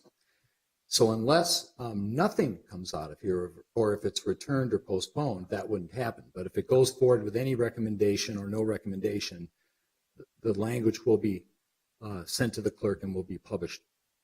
The city attorney doesn't always doesn't feel as strongly about that requirement as the city clerk, but they haven't opined on that. So that's the process. So tomorrow, assuming something comes out of this body tonight, that language will be posted. And then it does not have to be the final language that's adopted, but it has to be posted to meet the intent of it and as a placeholder. And so if we were to wait until January 8th, I mean, I guess I was kind of asking, like, when is the soonest that this would actually take effect? You know, would it be ahead of Super Bowl is what, February 5th? So that's a little less than a month. Would that not be enough time to get it through the process? So President Brown, Commissioner Magrino, there's a few other, I prefer not to get into this level of explanation about the mechanics of the city, but if the ordinance is not acted on and is postponed, it will likely have to be adopted by a new council member moving in, or Warsami picks it up. So there's a procedural thing here that's going on, not to mention we don't have committee assignments. So that is presumptuous to think that it will be on an automatic timetable going forward. I think I've spoken to the intent and will of this council before. I appreciate the comments from Commissioner Rockwell, but I don't think you can make assumptions about if it doesn't come out of here that that it will just proceed on January 8th. I don't think that's a realistic expectation, to be blunt about it. Okay. All right, Commissioner Sweezy. Thank you. I wasn't at the last meeting, so I'll apologize for that. So I'm coming in with a bit of a learning curve, and at the risk of absolutely complicating things further, I guess I'm curious to know all of Washington in the area that we're talking about here is in the downtown Minneapolis neighborhood. Did anybody reach out to the neighborhood group about the prospect of lighted signs? I can imagine that people who live in some of those condos on Washington might have an opinion about that. And I'm just wondering if they weighed in at all on this. President Brown, Commissioner Sweezy, we increased the amount of notice from the last time that went around, and we've had very little response, to be candid with you. I've been with the city for a while, and I used to get a lot of calls about signs every time one would change. They changed the name of one of the flags on the hotel on Nicollet Mall, and I would get a call. I get calls about signs in the adult entertainment businesses and that. And frankly, we don't get a lot of calls about signs anymore. I don't know if that's because people just figure you're downtown, it's color, light, and energy, and that's what it is. I assure you, the day one of the new signs go up, I'll get a lot of calls about it, but we have not had calls now. I just generally we don't get a lot of calls about the signs anymore. But we did do the outreach. We redoubled our efforts on getting to the neighborhoods and the neighborhood groups in downtown. But, I mean, did you specifically contact the neighborhood groups in downtown about this? Oh, yeah. The North Loop and all of them? Yes. Okay. All the registered effective neighborhood groups in the city were notified about this, because I did have calls from other parts of the city who wanted to do sign changes to be more permissive around murals, to be honest, but not around this topic. So. Okay, thank you. You bet. Okay, any further questions? Commissioner Gagnon. So just to clarify again, we need to push this forward even with no recommendation as opposed to delaying it. So that's one concern I have, because delaying it would mean it goes to January. And I also don't think we're going to have a lot of turnover January 1st. And I feel like this is something we've been looking into and digging into. And I think it is partly our responsibility to try to move this forward. I don't think it's a political move one way or the other. We can say no, the city council can say no, but it has been something we've been struggling with. I don't think it's fair to pass that along. I think it's a dodge.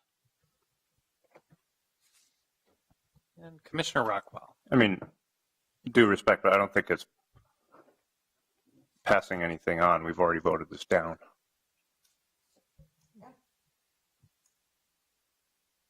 So right now. Procedurally, I think we need to take a vote on the continuance, and then, assuming that fails.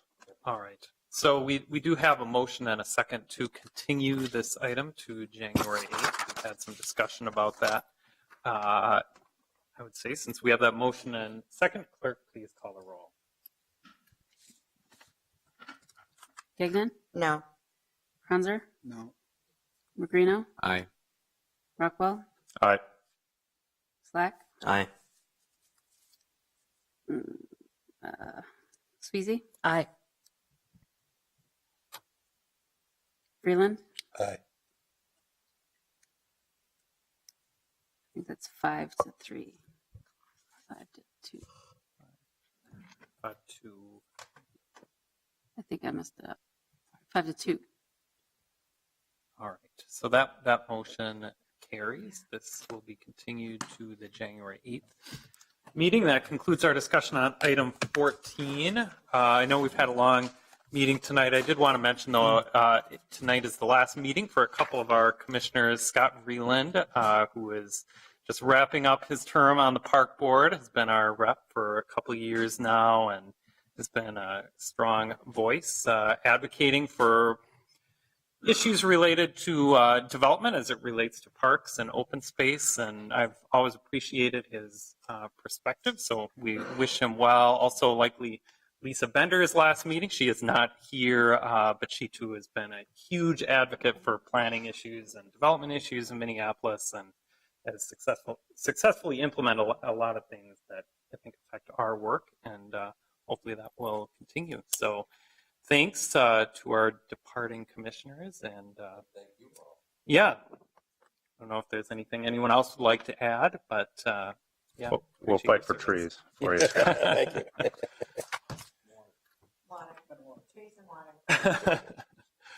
All right. So that's all we have for tonight. We are adjourned. Committee of the Whole on Thursday. All right.